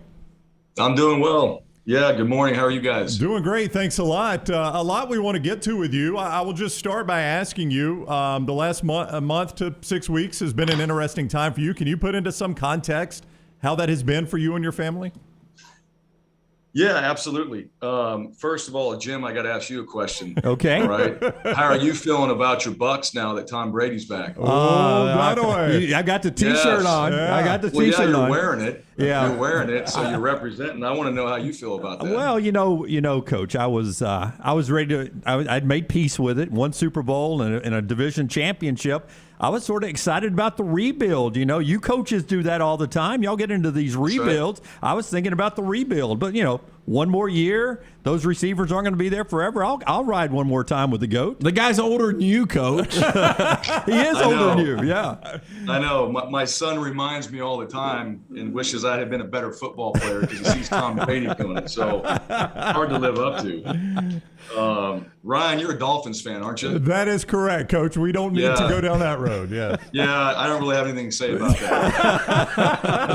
that. Nor should you. Not at all. Yeah. So we're starting this off at the Stardome. I like this. I like that. You got a bit. I like it. Coach came with material. I like it. No, well, to get to your question, so the last couple of months, so from a professional standpoint, I've been really proud of our football team to see the guys come together and to see this staff, as we went through some tough times, and to see guys step up and lead and really bring the team together. So that's something that we have always felt here is really important, that you have a player-driven team and guys on the team are leading to make that happen. So we got a chance to see that. Personally, one of the most difficult times that my family and I have ever been through, really. And, just some of the things that were played out on social media, some of the the attacks, the information that were baseless, and kind of dealing with that is something that, my family and I have never been through. And, one of the things for me, just as a coach, like this is something that you understand as part of the profession, right? You're going to get scrutinized for things you do and on the field and maybe other things with recruiting and all the other stuff that comes with it. But just some of the things that my family and I went through, I mean, it just went too far at the end of the day. And, when it was all said and done and everybody moved on, it still is left some scars and some things that we're dealing with. And, the one thing I'll say about my family is they're awesome. They are very tough. This was something for us that we had to go through. And so I'm really proud of them. I'm proud of my wife. And, she's the rock star, all right, of the family. And she's the one that, has to deal with helping our kids and the things that we do just in the Harsin household. And so, it's just been a time of being really, really proud of our team, dealing with some things with our family. And then at the same time, just getting ready for where we are right now, just moving forward and not looking back. I mean, that's really where we are right now. We're just moving forward. Today is the first day of spring practice. Our guys have been working extremely hard to get ready for this day in the weight room, their conditioning, all those things. And, right now it's our opportunity to step on the field this afternoon and go out there and just play football and have the staff, the players, everybody together and go throw the ball around and work on tackling, work on catching the ball, work on ball security, work on all the fundamentals that are going to make us a better football team. But also know what we've been through to get to where we are right now and not forget that, learn from it, build from it, grow, and take all of those things that we've experienced into this next phase, which is spring ball, and come out of it better. And I really believe we will. And I really believe in this team and believe in this staff. And I'm excited about where we're headed and what we get a chance to do today. When you have these manufactured rumors, they're not true. So I would assume the most difficult part, going back to your wife being the rock, I mean, the most difficult part for you has got to be, having to sit down with them and have these conversations because you personally know they're not true, but you've got to protect your family as well. Yeah, I mean, that's the one thing through all of it. The truth. What's being said is false. And but that's part of what social media brings. And sometimes, there's some positives to it and there's a lot of things. And I talk to our players about it, that there's a lot of stuff on there. It's just like the sewer that you got to be very careful of. And, like when this was over, the mob just moves on. They're just on to their next victim, and they're on to the next thing. They're on to whatever they're going to talk about next. And so as you're dealing with it, sometimes in these situations, it just takes some time. What the facts are, what's being said is not true, but you got to go through a process. And then it just takes time while things are being said. And the best part about it is my family. Like we know who we are. We know what we stand for. We know that character and reputation in our family is really important. That's something that Kess and I have always made first and foremost about, our relationship and each other is our character and our reputation, and our kids have grown up in that as well. So honestly, when that comes under attack, that becomes number one. And really at that point, that was the most important thing, is just, the character and reputation, things that were being portrayed that were not true, that were baseless. So that's the frustrating piece, but you deal with that. And also, out of that, though, you get to find out some things that maybe wouldn't have happened, all right, if that weren't the case. And so to see guys step up and to lead and to get in front of people and have conversations, to come out and say things on social media, to back up what it is that we're doing, to really see leadership. I think when leadership is needed, someone has to provide it. And I saw a lot of our players do that. And I was very proud of those guys for doing that, saw coaches do that. And, so that's part of where we are today, because guys did that, because they acted, because they believed in what they were saying. I feel like our team is in a really good place. I feel like where we're going in this program is where we need to be going to try to bring Auburn to be a championship level program, because that's what we all want to do and have a program that we're proud of. And our players now that are here, guys that stayed, guys that we signed, guys that are going to be a part of this program in the future, they know that what we're building as a team is going to help us to be successful. And they know that we have leadership and guys in this team that will stand up and do those things. So I can't wait till we get out there today, honestly, just to be on the field with these guys, to watch them go out there and do what they love doing. They put a lot of work in. We've been through quite a bit, and today is going to be a great time just to get out there and play ball and continue to build our team, build our program, all right, and bring things together through these 15 practices that are going to make us a better football team going into summer. And then we're going to take that next step in the summer, and we'll move on into fall camp from there. Okay, one more before we move on. You know, I'm old enough to have covered Tommy Tuberville back in 2003, and I saw what you're talking about happen. That locker room rallied around each other and their coach, and they had a magical 2004 season. But my question to him back then and to you now, can you still trust, and I know you love Alan Green and the AD, but can you trust the people above him, the boosters and backers at Auburn? Is there trust there with you still with those people? Sure. Well, listen, number one, I think that's always going to be something that people speculate in many programs, like who the decision makers are. I think more so at Auburn, from what I've learned. But at the same time, like, I'm here to coach football. I'm here to lead this team. I'm here to help build this program. And so from that standpoint, I don't get into too much of those decisions and necessarily who's making them. To me, everybody has a responsibility. I've got bosses. Everybody's, that's one thing that I understand as well. I've got things that I need to do as the football coach here. People make decisions. And the one thing that I look at is this isn't about, somebody winning or somebody losing at Auburn when it comes to our program, when it comes to our university. This is about all of us aligning and pulling in the same direction so that we can be as strong as a program as anybody in the country.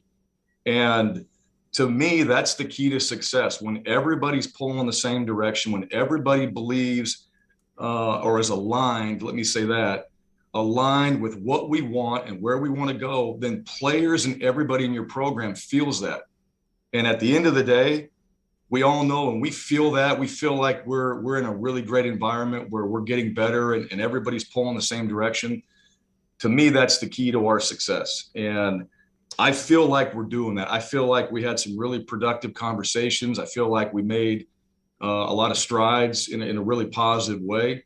And leadership, our athletic department, our football program, we know the direction that we're headed. And the players and everybody feels that. And so that gives us the momentum right now going into spring ball, and will give us the momentum we need to go into the season as long as that continues. So if that's where we're continuing to go, we continue to go, then to me, that's the key to, what we're trying to build and how we're doing things. Auburn coach Bryan Harsin is with us on the JohnstonRVCenter.com hotline. Let's talk about the on the field now, Coach. And, everybody looks at quarterback. You know that. And the guy that started the most games for you last year transferred out to Oregon. You did take a transfer in Zach Calzada.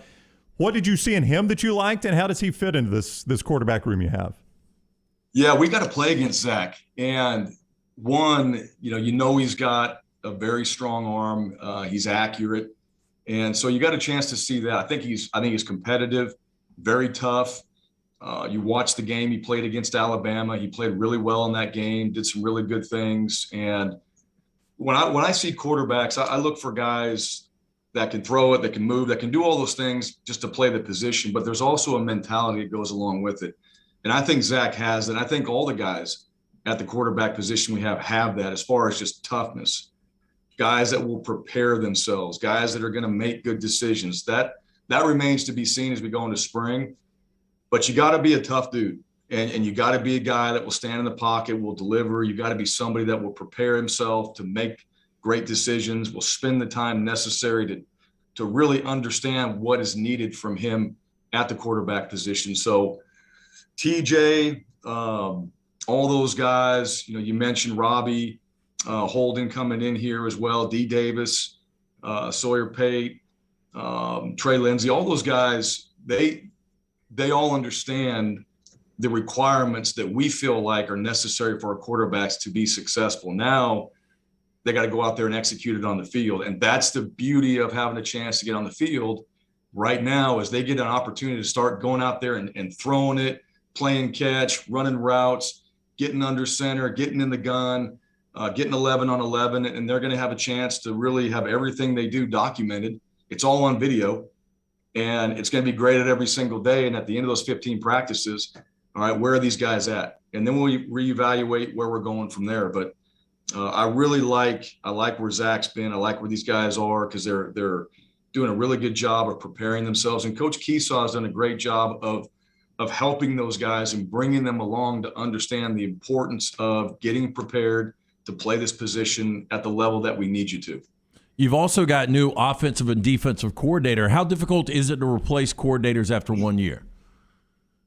Yeah, well, I think, that's every year there's turnover in college football. You see that, right? Staffs, people change. If you win, coaches are going to go somewhere. You lose, things change.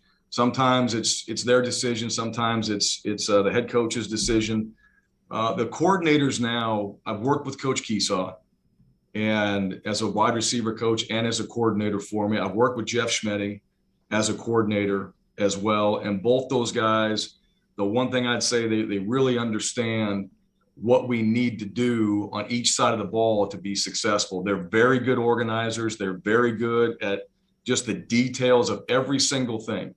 And an example, like, where do coaches stand at practice? All right. How do we signal things? And just the little things to operate the systems each and every day. And then the schemes, and then obviously the play calling. Both have done it.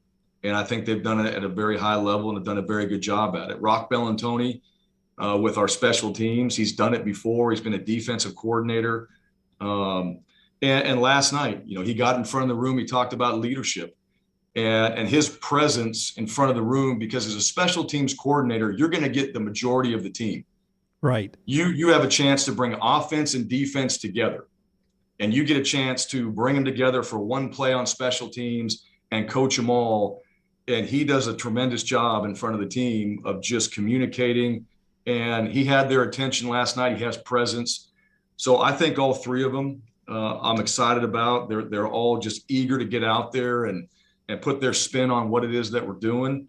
But I do know this. I know that we're going to be prepared every single day. I know that coaches and players will know what to do. Now we got to go out there and actually get it done. But those guys provide that. And I've been around them and I've seen it, and I'm looking forward to seeing it again today. Every great recruiter I talk to says you have to win over the kid, but there's always one family member that you have to win over as well. If I'm recruiting Davis Harsin, Auburn quarterback, who's the one family member I've got to win over other than just winning him over to get him to come to my school? Yeah, well, that would be his mother, without question. Yeah. I'd be, if I went on a recruiting visit, I'd be looking at all the stuff. I'd be looking at all the uniforms and all the things I tell guys not to look at. Mom's going to make sure that, like any parent, this is what I think. All right. As a parent, and now that my kids are the same age as the guys that we recruit, things change for me over time. When they were younger, I had one perspective. As they got older, all I want them to be around is good people.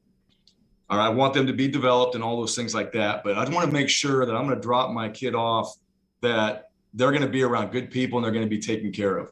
And so I think that's the one thing that we try to make sure parents know, that, look, they're literally 2 minutes from where we are right now in the dorms. If they're not there, we're going to get them.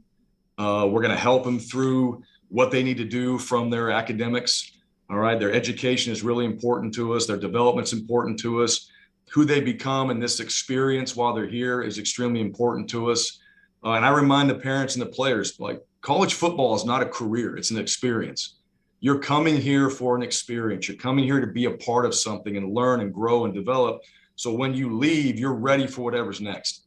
that's really what we do. We have got to develop people so when they leave here, they're ready to go succeed at whatever they do next. And so, but no doubt about it, my wife would be all about just where is my son going to be developed, because dad needs to do a better job here. So hopefully wherever he ends up going, all right, they can help in those areas.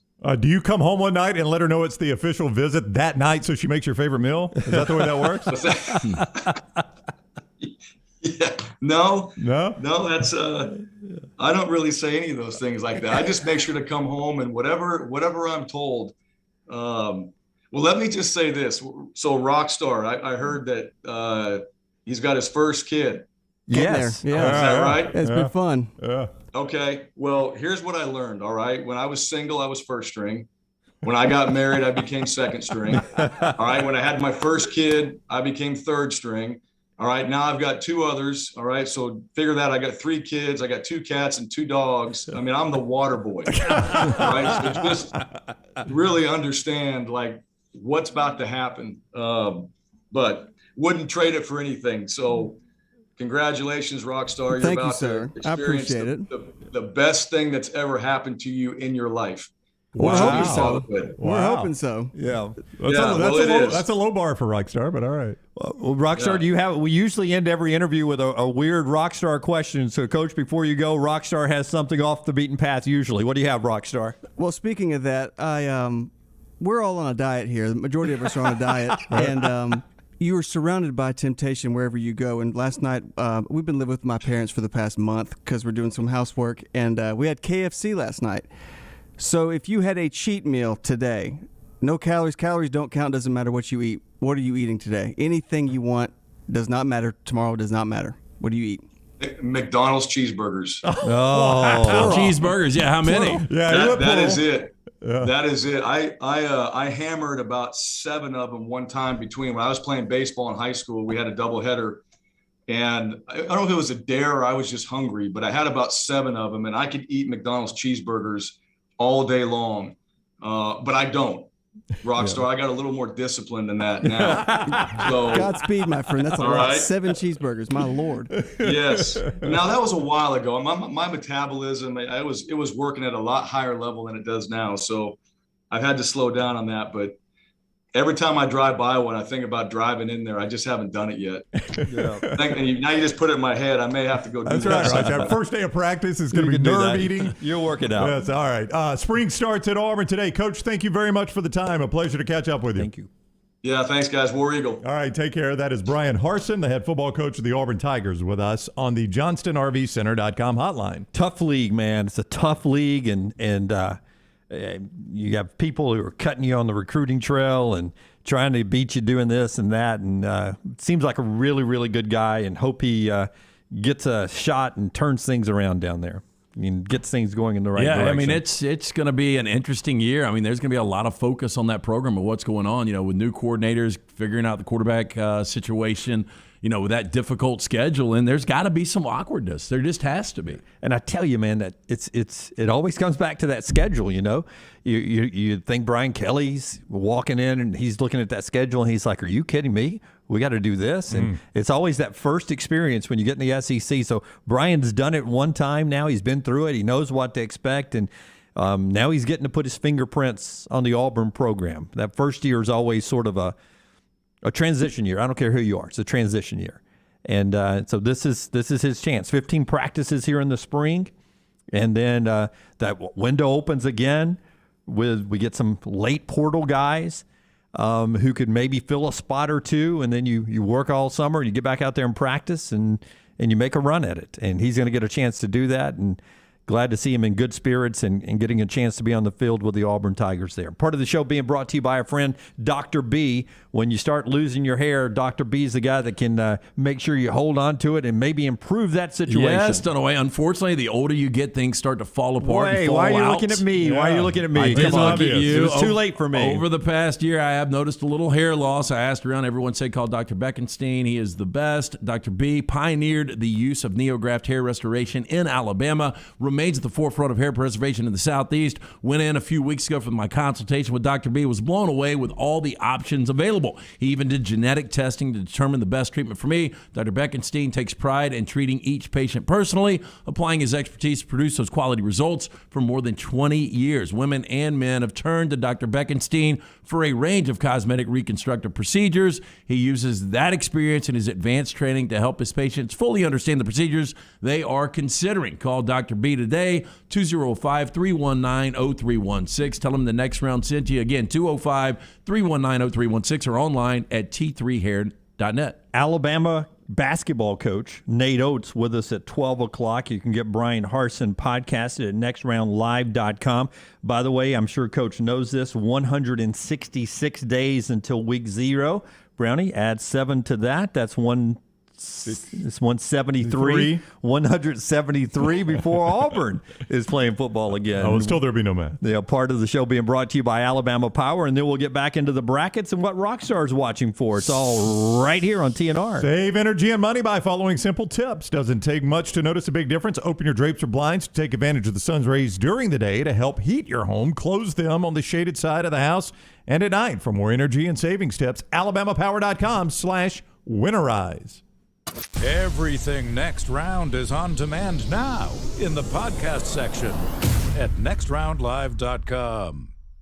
This hour of The Next Round is presented by Excalibur Services. Join our Total Home Comfort Club. Just like your car, your heating and cooling, electrical and plumbing systems need to be maintained for top performance, safety, and comfort. Call 205-718-8688. Excalibur Services. Alabama license number 15214.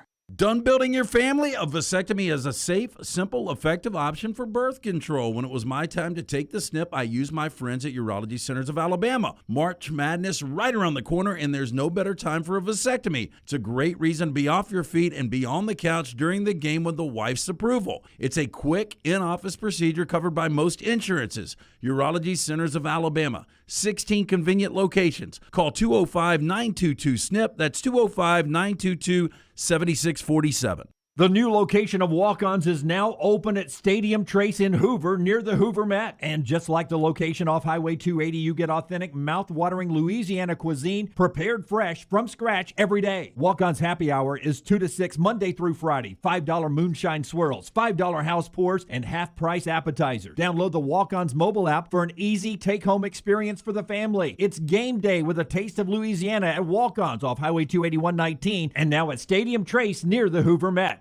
Hey, Lance Taylor from the Next Round to tell you about our friends at Gutter Cap. Gutter Cap's that patented aluminum cover system that fits over most existing gutters to keep out debris and eliminate that gutter cleaning. It's backed with a lifetime warranty, almost 20-year service record right here in Birmingham. Stay off that dangerous ladder forever. 45% off the retail price now if you call guttercapbirmingham.com. Call my good friend Chris Stewart now, 205-823-2212. Cap it, don't snap it. It's Gutter Cap.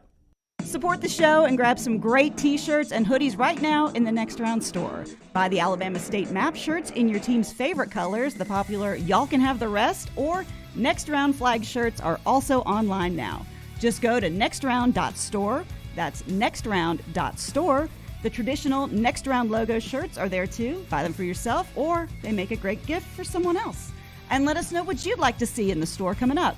Nextround.store. That's nextround.store. Rockstar here to give you my Way to Wellness update. I have already lost 5 pounds after only a couple of weeks on the program.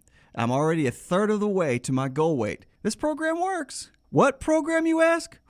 Why, it's Way to Wellness. Way to Wellness partners with each patient to develop a treatment plan tailored to their individual needs, focusing on weight loss and reducing the health risks associated with obesity. Join our challenge at nextroundlive.com or learn more about Way to Wellness at aplanforme.com. Hey, there's nothing worse than waking up to a plumbing problem. Don't get caught in a flooded house. Call the guys at Hemp Hill Services. Adam, Chad, and the team at Hemp Hill are the only ones I trust to fix it and fix it right the first time. Hemp Hill Services does it right and always at a fair price. For all of your plumbing, cooling, and heating needs, trust the name that Birmingham has trusted since 1954. That is Hemp Hill Services. Call now, 205-229-2090. That's 205-229-2090. The Iron Bowl. Jordan-Hare Stadium behind us that saw a classic Iron Bowl, 24-22. The Crimson Tide holds on and wins in overtime. The SEC Championship. It is the SEC Roadshow Saturday morning in Atlanta. The College Football Playoff. It's our Cotton Bowl special from Dallas, Texas. We are live now. The National Championship. Jim Dunaway, Lance Taylor, Ryan Brown with you up here in Indianapolis. We're at the Playoff Fan Central. The next round. You'll find us where the big games are played.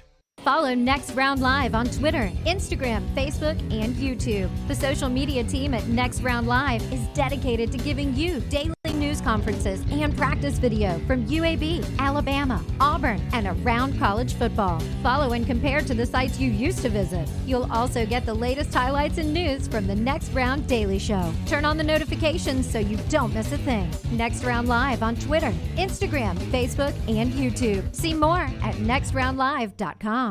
Start your day online with our website, nextroundlive.com. The latest videos, podcasts, and college football stories. It's also a great way to stream the show or shop in the Next Round store. Stay connected by visiting nextroundlive.com.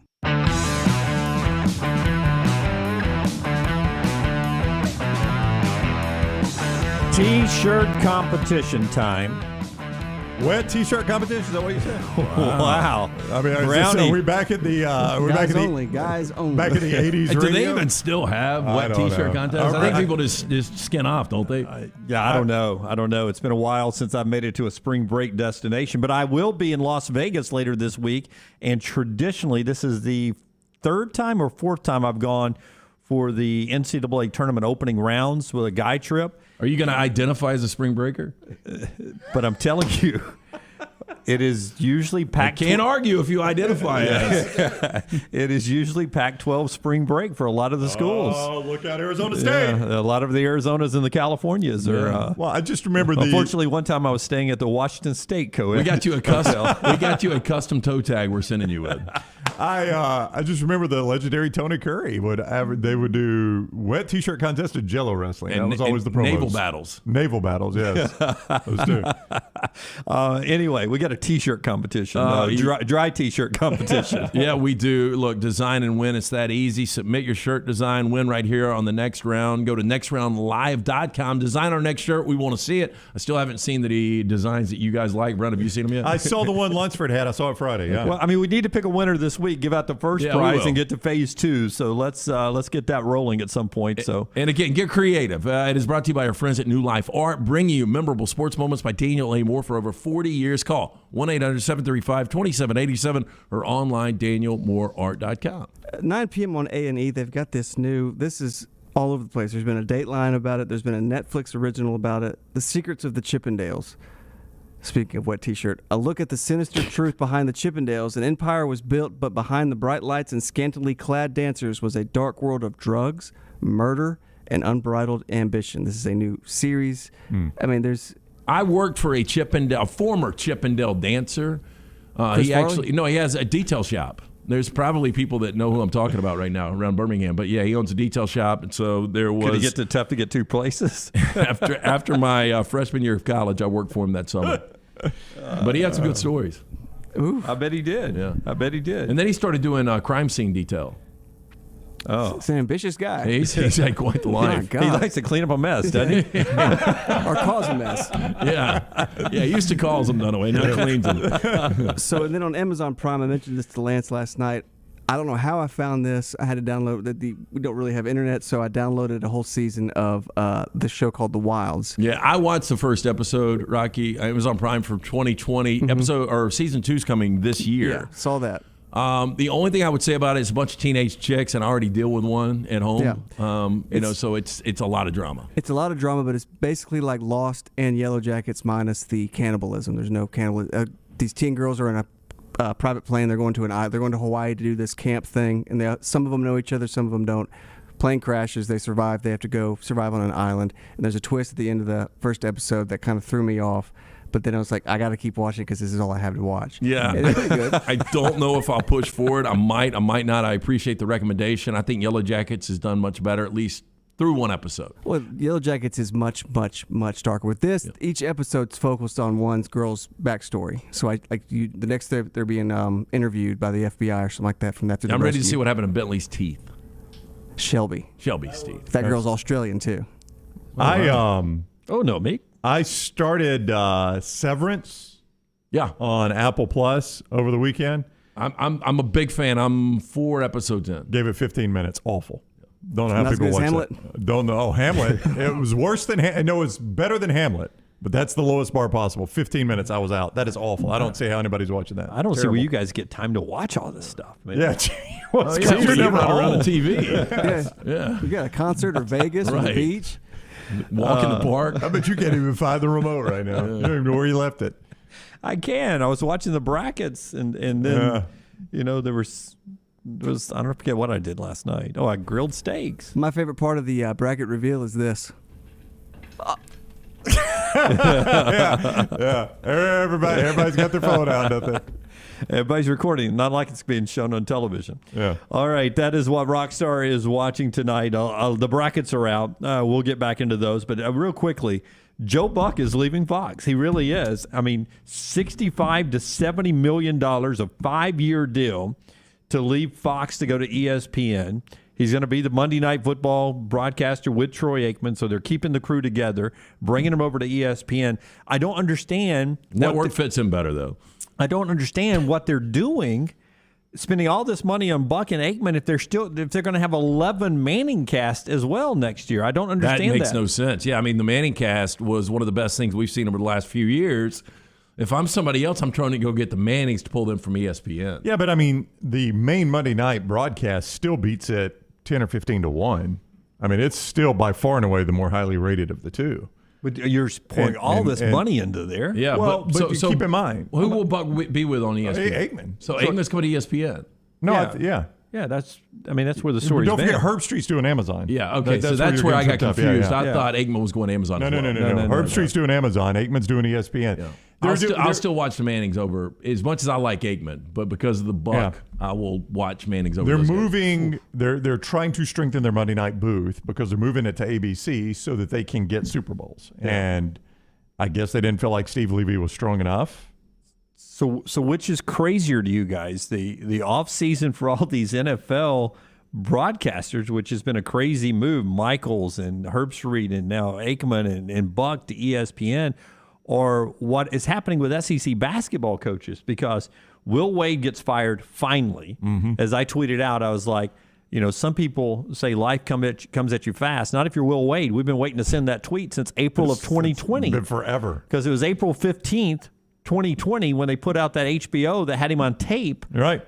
With the strong-ass offer. Correct. And everyone's expecting him to be fired the next day. You know what's crazy is there's not one LSU fan that's upset about this. Oh, well, I mean, again, we talked about it. Was it worth fighting to keep him? From what you've gotten out of it, I would say no. I don't think your program's been that tremendous. It's been good. I think a million coaches could have done that. They did rework his contract to make it easier to fire him when all this came down, so that's easy. But then Mike White leaves to go to Georgia, which was crazy. Strangest thing over the weekend. And then Glenn Guilbeau reports that Ben Howland is going to be out. And I don't know if Mississippi State got an NIT or not. I don't pay attention to the NIT. They did? Okay, when he's done coaching them in the NIT, Glenn Guilbeau of Outkick says Ben Howland's going to be out. So there's the Florida job open. The LSU job is open.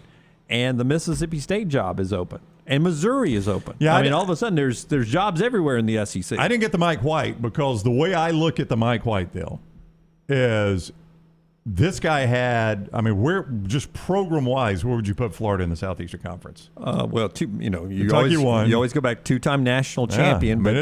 So we're talking about overall, not where they are now. That job, not necessarily the program, but that job. I mean, that's a top quarter job in the SEC. No, I put top 5. Yeah. No, I think it's got to be top.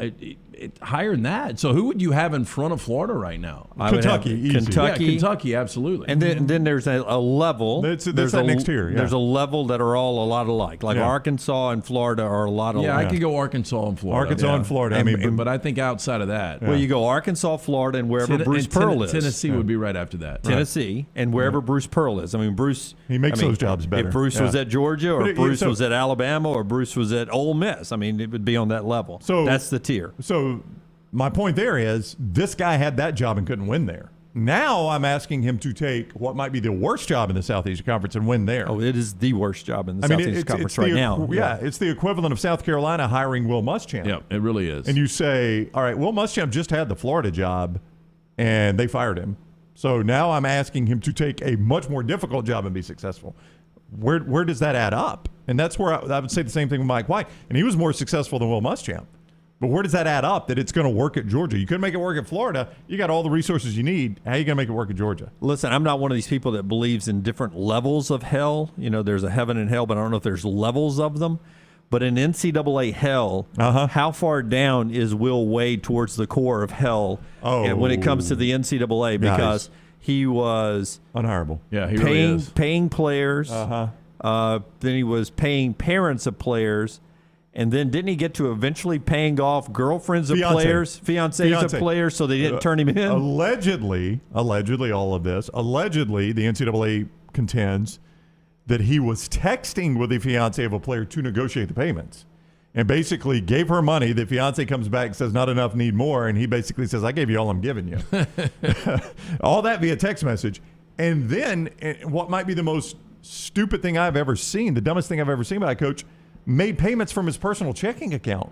He didn't even have a bag man or cash. It was personal checking account. That's the allegation. Yeah, they were like you couldn't get away. You couldn't get away with checks in the 70s. I mean, dudes were doing cash back then. That makes no sense. Do you remember Kentucky football getting hit? I can't remember the coach at the time, but they got hit. Was it Guy Morris? Maybe. I thought it was Hal Money. Hal Money. Well, you got the FedEx full of cash, right? The FedEx full of cash. Return address. Commonwealth Stadium, Lexington, Kentucky was the return address on it. Yeah, I mean, like that's. Well, if just it got lost, you wanted the money back. That's a good point. I could not believe how reckless stupid Will Wade was, allegedly. Paul says it's Nick Nolte from Blue Chips. It really is. Yeah. I think Nick was probably a little more careful. Yeah, Nick was better than that. So that's basketball in the SEC. We've got the brackets that are out, and you know the matchups and all that by the time we ever make it onto the show. But if you haven't seen the betting lines or the start times, Jack State and Auburn go 11. All of our local teams are Friday, so just enjoy Thursday. All of the local teams are Friday, 11:40 True TV, Auburn Network Radio from Greenville for Jack State and Auburn. Rutgers, Notre Dame winner versus Alabama is 3:15 Friday on TNT from San Diego. I mean, Chris Stewart and Brian Passing, Tom Stipe. That's ridiculous. Let's see. One group's going to Greenville, one's going to Pittsburgh. Oh, give me San Diego in March. I mean, there was snow in my yard Saturday morning. Yes. I don't know about you guys. A little bit of snow, not much. San Diego, where I'm sure it's 80 and clear all the time. I'd pack my golf clubs. If I was Chris Stewart, I would have flown out there this morning. Yeah, why not? But, I mean, if your team wins, right, don't they go somewhere else out west? I mean, you just stay out there, don't you? For a week? Yeah, what's it's I had it. San Francisco, I think. I think so, isn't it? Yeah, I think so. No, I think you stay out there. Yeah, I think you got to stay out there. We'll ask Nate. Yeah, I don't even come back. I do remember our buddy Ray Mellick, the year Alabama lost to Loyola. I can't remember what that game was, but it was in California, and they had played out in that area to begin with. And I remember him telling the story of it's the best assignment I ever had. Yep. I went out and covered the first two games. The Post-Herald was like, it cost us more to fly you back. You just stay out there. He said, so I rented a car. And I was in California for a week before Alabama came back. Exactly. UAB in Houston, 8:20 on Friday night. TNT from Pittsburgh on that one, which is Andy, as the guys are talking about. It's the Steel City. In Birmingham's sort of the Steel City of the South. Yeah. So the Pittsburgh of the South. So they're going to feel right at home up there. A lot of excitement for the basketball. We'll talk more about the brackets. Nate Oats is with us at 12 o'clock. Don't forget our bracket challenge, nextroundlive.com. It is being brought to you by Exclusive Auto Wholesale right there on Highway 31 in Pelham. A few hundred people have already got their brackets in. and have already secured their spot. Plenty of room for you to go do that as well. NextRoundLive.com, NextRoundLive.com. You have to go to the website there and get in on the game. The play-in games don't count, so you've got all the way through Wednesday to do that. You're no rush to do it. Try to be good. See if you can beat us 3. Rockstar, Lunsford, and Forrester are going to do 1, 2. See if you can beat them as well. And maybe you're the best of the group. Get your name on our trophy. We're going to have a trophy with your name on it. We'll keep it up here, and you're going to win $1,000 if you're number 1 overall. We got some other gift cards to give you, and it's brought to you by the great folks at EAW right on Highway 31 in Pelham. Yeah, at Exclusive Auto Wholesale. No more waiting around 3 to 5 hours to purchase a car. Drew and his team know that everyone's time matters. They work efficiently to make sure every customer is 100% satisfied. To view EAW's inventory and great 5-star reviews, go to EAWcars.net. You can also stop by, see that incredible showroom located 206030 Pelham Parkway. Follow Rockstar on Twitter at RockstarBHM.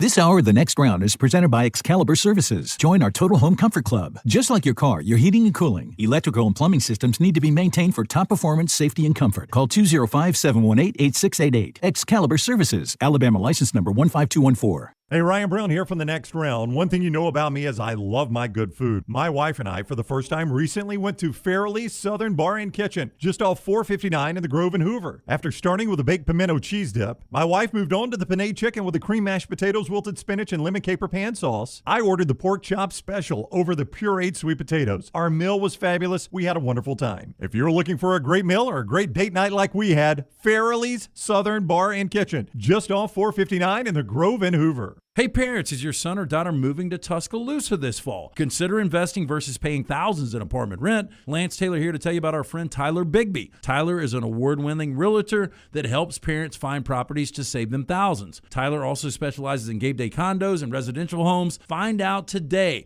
why Tyler is rated number 1 by RateMyAgent.com for Tuscaloosa County. Call 205-826-6476 for Tyler Bigby, the Advantage Realty Group. Once again, 205-826-6476. 476. When it comes to choosing a dentist, 2 things are critical: trust and comfort. Ryan Brown here from The Next Round. It's why I tell you about Stone Creek Dental Care. Dentist owned and operated, and Stone Creek Dental Care is the Southeast premier provider of comprehensive dental care with more than 20 locations, including Birmingham, Chattanooga, Huntsville, Trussville, and Montgomery. Stone Creek Dental Care is able to provide a level of quality care you will not find anywhere else. From your basic cleaning to restorative dentistry, cosmetics, and endodontics, Stone Creek Dental Care covers a wide and comprehensive range of dental services for patients of any age. Stone Creek Dental Care's mission is to provide the highest quality dental care to every single patient in an environment that exemplifies the highest ethical, personal, compassionate, and professional standards, and to provide the best patient experience possible. Stone Creek Dental Care is currently accepting new patients at all locations, and new patients get a free Chick-fil-A gift card at your first appointment. So visit StoneCreekDentalCare.com to find a location nearest you. StoneCreekDentalCare.com. Follow Next Round Live on Twitter, Instagram, Facebook, and YouTube. The social media team at Next Round Live will share the latest interviews and videos from UAB, Alabama, Auburn, and campuses all over the college landscape. You'll also get the latest highlights and news from the Next Round Live Daily Show. Jim, Lance, and Ryan will share their thoughts, and remember, you can always see the old shows on the Next Round Live YouTube channel. Subscribe, like, and don't forget to comment. Turn on the notifications so you don't miss a thing. It's Next Round Live on Twitter, Instagram, Facebook, and YouTube. Anheuser-Busch wants every experience for you around beer to be a good one. And getting home safely is always a priority. So encourage friends to decide to ride, whether it's by being the designated driver, calling an Uber, or taking public transit. You cannot drive drunk if you don't drive there. This message is brought to you by Anheuser-Busch, Mothers Against Drunk Driving, Uber, Birmingham Budweiser, and The Next Round. Anheuser-Busch, St. Louis, Missouri. The Double Down Media podcast family is live and full of content for all ages. The Mystery Fifth Hour gives the Next Round host a chance to talk about everything but sports. Pour a glass of Bama and bourbon, our weekly college football conversation while sipping some of the most interesting pours in the bourbon world. And our Not For All Ages podcast, The Last Call. LT takes off the gloves for an in-depth conversation with stars like Taylor Hicks, presented by Redmond Vodka. Find those podcasts and more by searching The Next Round on Apple, Spotify, and on our website, nextroundlive.com. Start your day online with our website, nextroundlive.com. The latest videos, podcasts, and college football stories. It's also a great way to stream the show or shop in the Next Round store. Stay connected by visiting nextroundlive.com. That's nextroundlive.com. Hi, I'm Lionel Richie, and I have traveled all over the world, but I consider Tuskegee, Alabama as my home sweet home. I have such a pride in this state, and I know that there's something I need to tell you that's of great importance. Vote. Register to vote and get your voter ID today. It really is easy. Easy like Sunday morning.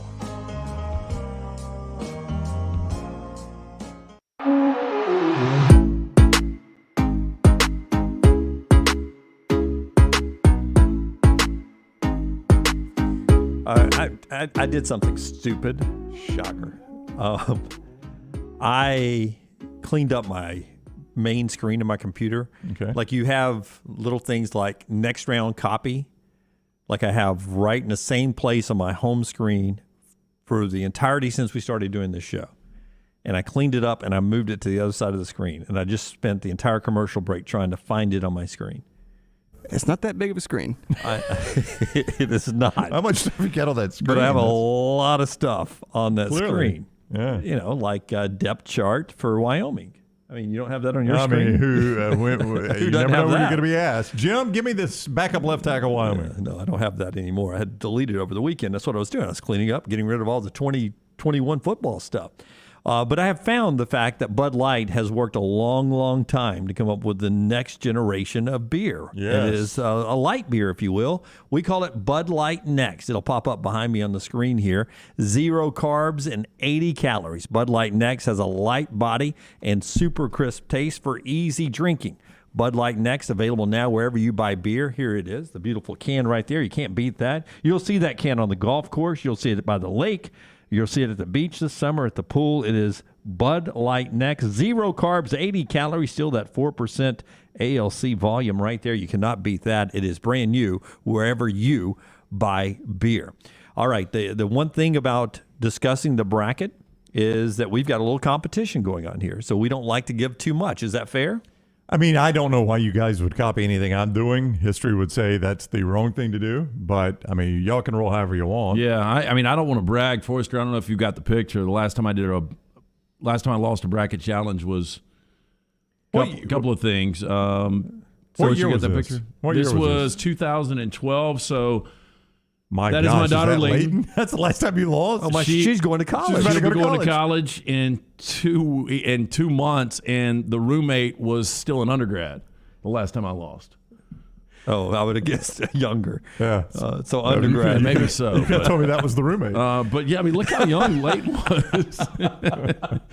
I mean, that was a long time ago. So I'm setting myself up for a disaster here. I mean, did we go cheap on that costume? I mean, Saybear picked that costume out. Here we go. It was delivered. We had to order it from a catalog. Yeah, I mean, I don't think it's extravagant. Like, you can get better costumes now. I mean, that was a decade ago. Yeah. I mean, the eye socket seemed to be a little off. Yeah, well. Like one is bigger than the other. I had to work with what I had, man. You did. Why is the picture black and white? Is that for artifact, or was it that long ago that we were black and white? Ansel Adams. No, well, we had a party over the weekend, and so a lot of the pictures, for whatever reason, when they were reprinted, they were all black and whites.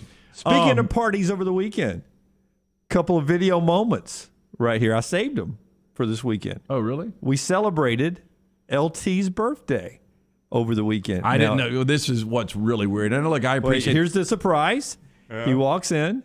That's his daughter meeting him at the young girl you just saw there kissing him. Now is fully grown. Uh-huh. Yep. And he's surprised by a number of people. That's right. At a local facility. Mm-hmm. But I want you to see, now this is not enhanced. The next video is him blowing out his cake. Look at the flame on that cake. I can't even get it focused. Well, you're shooting from all the way across the room. There's a black and white pictures you can see hanging on the walls back there. But look how bright that cake is. Like, you can't get close enough to blow it out. You're having to blow it out from 5 feet. I saw. Well, the only thing I heard when they were bringing the cake and everybody was singing "Happy Birthday" was one woman goes, "Wow, that is a lot of candles." It was a lot of candles. Holy shit, it really was. And look, I was really surprised. You know why? Because it's 19 days before my birthday. So I didn't realize one of these things was that difficult to put on, but apparently it is. So special thanks to the roommate and all of you guys for being involved with it. It was a lot of fun. It was. Yeah, it and was. I had fully expected, Jack played me. So picked him up on Saturday, had his bag packed, and apparently there was nothing in the bag. He came and we sat outside by the fire all day and talked, and he was like, what movie are we going to watch? He was just baiting me the whole time. What are we going to watch after dinner? I love Jack. And so I had planned on really doing nothing, going to a low-key dinner, coming back, and just watching a movie. And instead, last couple left my house at 3:30. That was anything but low-key. Now, I'm a horrible wingman, and I'm socially awkward, but I think I did a really good job because I was told about this. No, seriously. Okay. And I think LT will agree with me. And Brown doesn't know this, but originally it was going to be this upcoming weekend. And I was going to be out of town. So I, FOMO Jim, I didn't want to miss it. But also, we've surprised Lance before on a party, and it was in the middle of the NCAA basketball tournament. That is correct. And he had the lock. I think Michigan was playing. It wasn't the lock. It was the Calcutta. Yeah, it was. We had purchased a team for a lot of money, and it was a very important game, and it was Sweet 16 to get to the Elite Eight. Right. And knowing how the matchups went, we felt really good that they would get to a Final Four with a big payday as long as they beat Louisville. Yeah, and so that game was happening while the surprise party was going on. That is accurate. But then Lance didn't know the party was going on, so having to drag him to a restaurant with that game going on was hard enough as it was. Full disclosure, the only reason we were sitting in the Jock studio, the only reason I went to that party was because, so Bethany, my ex, had planned this, and I was not going to go. There was zero chance I was going to go. I got a text from my buddy Heath, and he said, sorry, I'm not going to be able to make your surprise party tonight. Yeah. Thank you, I'm not going to be able to make your surprise party tonight. But, yeah, he sent that, and so I was like, when I got home, her cousin was there, and they had said, just come to dinner with us tonight. And I said, okay, I'll go to dinner. And I knew the entire time. But I think, didn't we put in a TV just in that room just for you? Yeah, we did. Yes, that TV was brought into there. We ended up watching a great game. We did. We mounted a TV in an Italian restaurant in a back room just to watch that basketball game. Is that the same night we went back to your house, and for some reason you're trying to do music through the TV like Pandora, and the Downton Abbey kept coming up? That is correct, yes. Kept going. That is a great show. Fast forward 5 minutes. That is a great show. Because I think Dunaway tries to take credit for your youngest, don't you? I was about to say, didn't something else happen that night? Dunaway and C. Stu, there is an argument that my youngest was conceived that night. It was a big night, baby. I don't know that we've traced it back to that specific night. Yeah. It was close, though, right? Yeah, I think the calendar works, yeah. But we will get why and all of that in our upcoming documentary on how the show was born and grew into what it is. Yeah. But that'll be another episode. That one night could be a great episode. That's almost like what's the night when the 30 for 30 when OJ's driving down the road? Oh, that's one of my favorite ones. July 14th, 1994, or whatever it is, June 14th, 1994. So we'll do, this will be our 30 for 30 on that one day. On that one day. LT's birthday, the Calcutta. Hey, I think I've given you all the details about my child being conceived. I got to say, the funny thing, so Halloween we did our dress up this year, and I came as Tupac. So one of the things that the roommate had put pictures everywhere and some cutouts and stuff, but one of the things you guys saw it, the superimposed, because there's a picture of Rockstar holding it, of me as Tupac. Well, apparently that got done. I forgot who shipped it to my sister-in-law to read in Emily's place. But my nieces, Emma and Haley, had that picture, and they would show their friends for the last couple of weeks. This is my uncle. This is my uncle. And so they were asking Aunt Emily, are these his real tattoos, and are his ears really pierced? That Thug Life tattoo makes a lot of sense on my stomach, Talk to him right? through glass. Yeah. Can you imagine those kids going back home? You should see their uncle. I just sent Forrester a quick picture. I don't know how quick he can turn it around. Part of the show is being brought to you, Brown, by the great folks at Craneworks. Hang here with us, and after Brown tells us about Craneworks, maybe we'll see that picture. We got a fun thing coming up with Craneworks. You're going to want to see it. We'll send out the video. But right now, if you're looking for some DIY, things like pressure washers with a big surface cleaner, a towable boom lift, you got to do something big. There are plenty of small items and big items there at Craneworks. Craneworks.com for all their DIY for that stuff around your house. Craneworks.com. All right. Tom Brady is back. Josh Donaldson is a New York Yankee. The former Auburn star is going to now wear the pinstripes. We've talked about the firings. We've talked about the brackets. We'll work you guys in. Here's the cutout LT's talking about from the party the other night. That's it. Not quite life size. It was sort of like a little sweet version. Yeah, of it you. was. Yeah. We are back in a moment on the next round. Follow Scott Forrester on Twitter at ScottForresterTV. Why is Culver's such a treat for so many families? Here's a hint. This treat is thick and creamy, and everyone can get it any way they like. Our fresh, frozen custard. We craft it in small batches throughout the day to make our guests stay. Shakes, cones, sundaes, concrete mixers, flavor of the day, and the toppings. Who says you can't please everyone? There's more than one way to dessert at Culver's. Welcome to Delicious. Summer of 2022. It's time to do something new. Ocean City, Maryland. And our friends at Residence Inn by Marriott, Ocean City is ready to welcome you. Kayak from Bayside Beach, swim in the Atlantic, dine at Bayview Bar and Grill, local golf packages, great restaurants, and a lot more. See everything online at residencenoc.com. Check them out on Instagram and Facebook. Do something different this summer. Residence Inn by Marriott, Ocean City, Maryland. Start your day online with our website, nextroundlive.com, for the latest videos, podcasts, and college football stories. It's also a great way to stream the show or shop in the Next Round store. Stay connected by visiting nextroundlive.com. Want more of The Next Round? Download the app or visit nextroundlive.com for the latest podcast, The Mystery Fifth Hour, our Not For All Ages podcast, The Last Call, and the entire Double Down Media podcast family. All at nextroundlive.com and on the Next Round app. The Next Round team is getting healthy in 2022. You can join the challenge as we look to lose weight with our friends at Way to Wellness. Plus, you can participate with your office as well and win a grand prize. For more information, go to nextroundlive.com. You've heard some of my coworkers talk about the amazing results they've had from Way to Wellness. Ryan Brown here from The Next Round. I didn't set out to drop a bunch of weight. I was just looking for sensible snacks to maintain my weight. I found those at Way to Wellness. You can too. Visit aplanforme.com. Whether you want to lose weight or just snack more sensibly and maintain your weight, you can do that with Way to Wellness. I love the fudge graham and the caramel crunch. They are terrific. Find out more at aplanforme.com. And join us here on The Next Round for our journey to a healthier life with Way to Wellness. Follow Next Round Live on Twitter, Instagram, Facebook, and YouTube. The social media team at Next Round Live is dedicated to giving you daily news conferences and practice video from UAB, Alabama, Auburn, and around college football. Follow and compare to the sites you used to visit. You'll also get the latest highlights and news from the Next Round Daily Show. Turn on the notifications so you don't miss a thing. Follow Next Round Live on Twitter, Instagram, Facebook, and YouTube. See more at nextroundlive.com. ERA King Real Estate is on the move. They've just opened their new state-of-the-art office in Homewood, and they'll be opening new offices in Vestavia and Huntsville in the next few weeks. My friends at ERA King have 52 years of experience. ERA King Real Estate is growing to serve you. Text the word MOVE to 35260. That's MOVE to 35260. ERA King Real Estate, growing to serve you. Hey guys, Scott Forrester from The Next Round here to tell you that Way to Wellness partners with each patient to develop a treatment plan tailored to their individual needs, focusing on weight loss and reducing the health risk associated with obesity. I've lost 13 pounds in just 3 weeks. Leslie and her team have taught me how to go about reaching my goals the right way and are there to answer questions and hold me accountable along the way.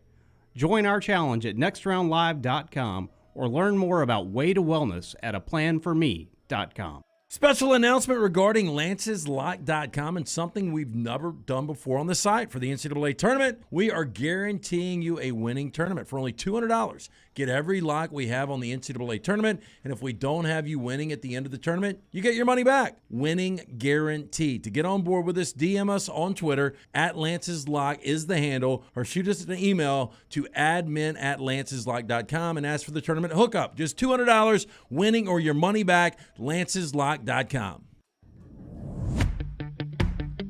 Jim Dunaway, Lance Taylor, Ryan Brown, and Rockstar. Live from the Birmingham Racecourse Casino Studios, The Next Round, presented by Bud Light, is on now.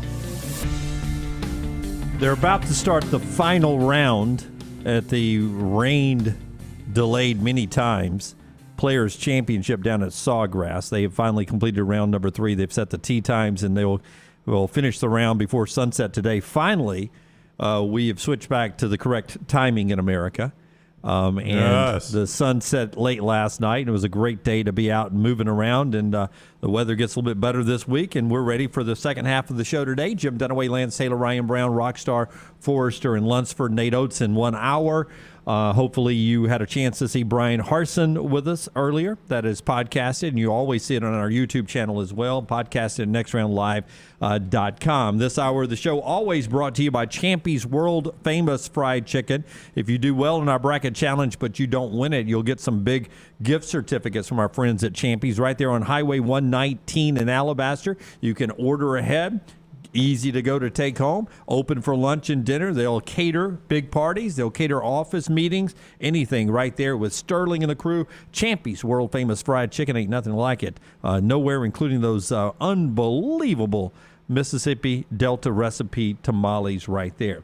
The brackets are out, and we'll talk a little bit more about the bracket as we get into our headlines here, brought to you by the great folks at Bromberg's, LT. Family owned and operated since 1836. If you're thinking about popping the question, Bromberg's, they are your diamond specialist. Make sure you stop by one of those 2 great locations today, Mountain Brook and the Summit. They've also got an extensive giftware department to service the registry of brides and grooms in Birmingham. Again, 2 great locations and online, Brombergs.com. Bet Online has the Gonzaga Bulldogs, nicknamed the Zags, 4-1 odds to win the national championship.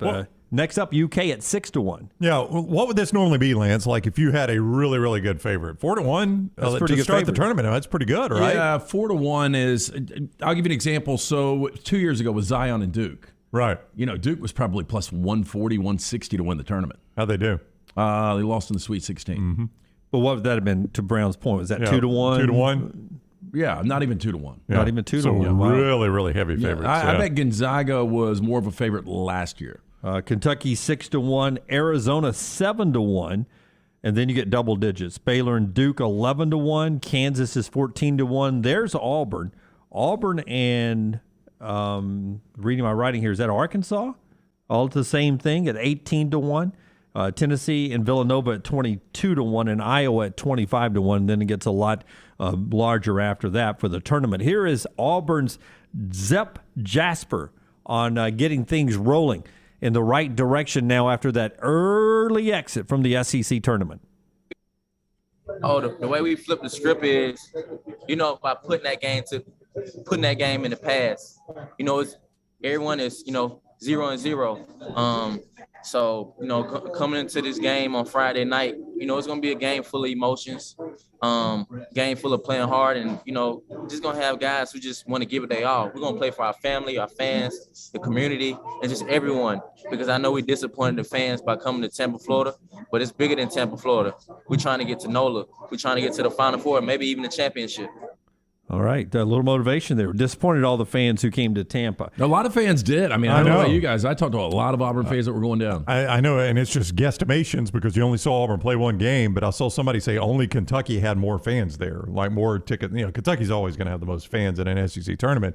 But then it was Auburn. Right, it was Auburn. Wow. Yeah. It was I was a big fan base to go down there and be very disappointed because A&M, with the landmine on Auburn's back Friday, A&M jumped out of that thing and outplayed Auburn the entire game. Yeah. More on those stake bets in a second. Okay.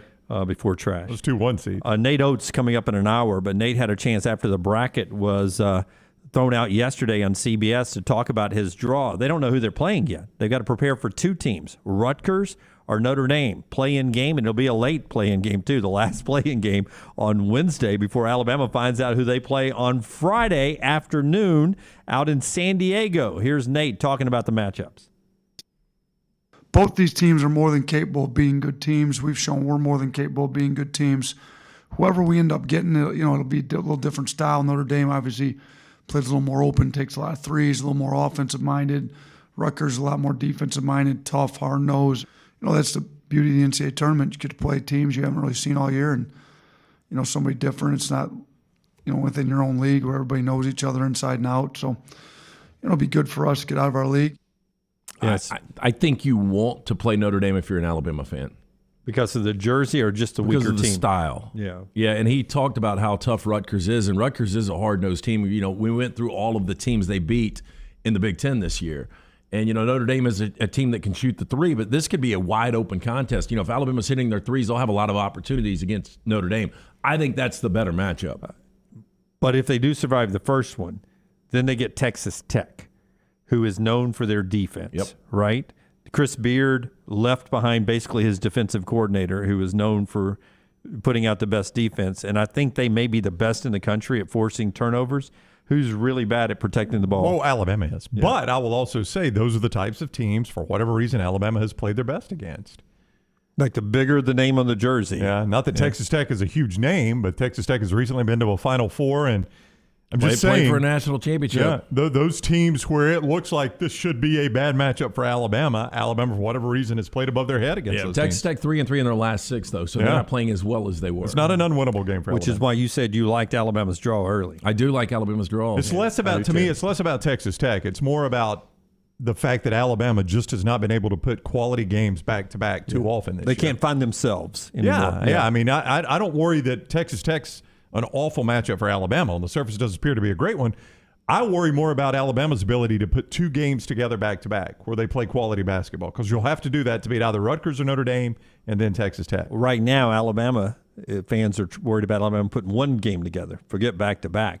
Andy Kennedy's team, though, is on the other side of that. They went to Frisco, Texas, and survived a semifinal classic triple overtime, and then took the La Tech in the championship game to the woodshed. And the Blazers are a 12 seed. Great respect for them that they are a 12 seed. Could have gone as high as an 11. They get a matchup with Houston, who some people would say is underseeded, but with their injuries, they're on the 5 line. Andy feels good about where UAB is right now. He told our friends at ABC 3340 about that last night. They've come together as a team, and that's what you want. You want to continually build so that you're playing your best basketball in March, and I think we're doing that. We've won 7 straight. We've won 27 games, which is the most in the 44-year storied history of this program. We had the opportunity to cut down nets and be conference champs, and we're really excited about the next stage, which is March Madness.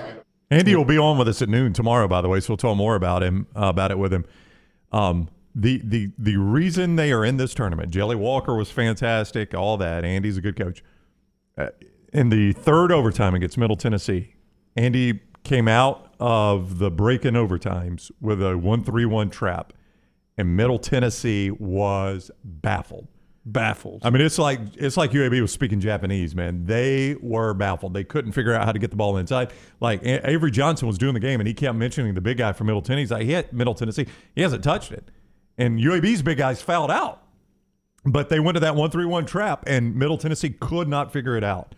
And they just kept jacking long-range threes. And UAB would go down and score, come back, and long-range 3 miss. Go down and score, and that's how UAB won that game. Yeah. As good as Jelly Walker was, whoever, Andy, Philip Pearson, whoever made that adjustment to that 1-3-1 trap was the difference. All right, and the Legion gets a draw with Tampa Bay, so each get a point. Tampa Bay's won the Eastern Conference a couple of times as they opened up Protective Stadium for USL yesterday, and those are your headlines. Let's get some phone calls here on the JohnstonRVCenter.com hotline. Let's start with Chief, who is down in Troy. Chief, what's up, man? How are you?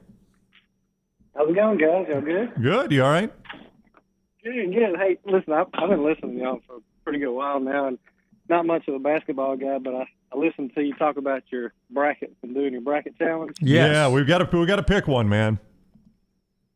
So I think the Roswell thing was just that was pretty funny, and it just dawned on me the other day. I was listening to a podcast show, and it hit me. I don't know timing wise when you like to take the trips or whatever, but so whoever the loser is could go full out Phil Connors, go to Gobbler's Knob, and do the whole Punxsutawney Field Groundhog Day. Yeah, we could do that. Oh, that would be a good one. Where Gobbler's, is that where it actually is? Is Gobbler's Knob? Yeah. It's in Pennsylvania. I don't know. I've seen it on the news and when they do it, but I don't know. Like I think you went to Roswell in the summer months. I don't know. I did. That's because that's when the event was. Yeah. No, we bounce around year round. I mean, Brown's gone to a weeknight MAC game before dressed as Bob Ross. So we've done them throughout the calendar. Yeah, Monowai, Nebraska was in late. It was actually in early March. It was right before the next tournament. Because you had a little snow while you're out there, right? Yeah. Groundhog Day will be on a Thursday.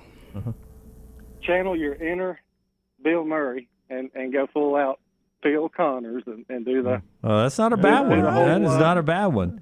We can have some fun on videos with that one. Thank you, Chief. I mean, Lance, how you feel about that one? You're kind of quiet. Yeah, no, I mean, I think we could do it. I'm not as big on the traveling ones as much. We've done a ton of them in the past. Yeah.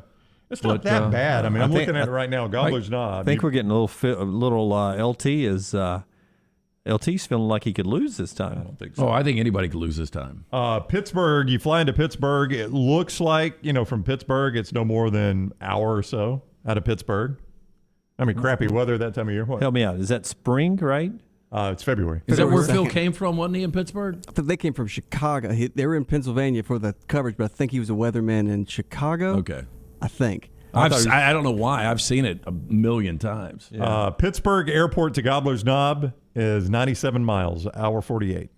So basically driving to That's about Montgomery. what it was. So when I flew into Philadelphia to go to Lancaster, it was about 2 hours. Yeah, so it's not bad at all. I mean, we could do that one. One I just randomly looked at. I'm always thinking trips because I was trying to find, somebody suggested to us at one of the furry conventions. Do we have to go to one of the furry conventions? Yeah, you've been really excited about this one for some reason. Jim, this is the first time I've mentioned it that I'm aware of. I know, but you mentioned it off there one time. Okay, this is the first time on the air that I've mentioned it. Like, I'm almost to the point I want to check your computer history, see if you've been checking out furries. There was one. It's always the ones you don't expect. No, so LT. the thing is, if we had to go to a furry convention, do we have to dress up? Yeah. Wow. I mean, that's part of the punishment. There are a lot of these things. There are, but there's one in Atlanta, Rockstar. So it would be easy for us to get to. Yeah, the thing I do like about that 5th. is it's easy travel. May 5th through 9th. You guys like traveling a lot more than me. Marriott Marquis, May 5 through 9. That'd be about a month after the national championship game. Get it paid off. What do you think? I'd think about it. That is Furry Weekend 2022, Atlanta. What if we became addicted to being a furry? That's your problem. Don't lose. I still don't get the whole thing. Oh, Lance, you're going to love it. They have you can wear your favorite cosplay, add a furry twist by picking up some ears and tails in our dealer's den. We have hundreds of hours of programming, dances, enormous video game and board game lounges, and an artist alley. Jesus. Yeah. And now First shoot dance competition as well. How much is a furry outfit? Well, I don't know. We could go find one in the. I mean, how much is a great pair of shoes, LT? So what? You get what you pay for. The good thing about the great pair of shoes, though, is you can wear those more than once. Give me an idea of a furry outfit. Squirrel. Let's just do a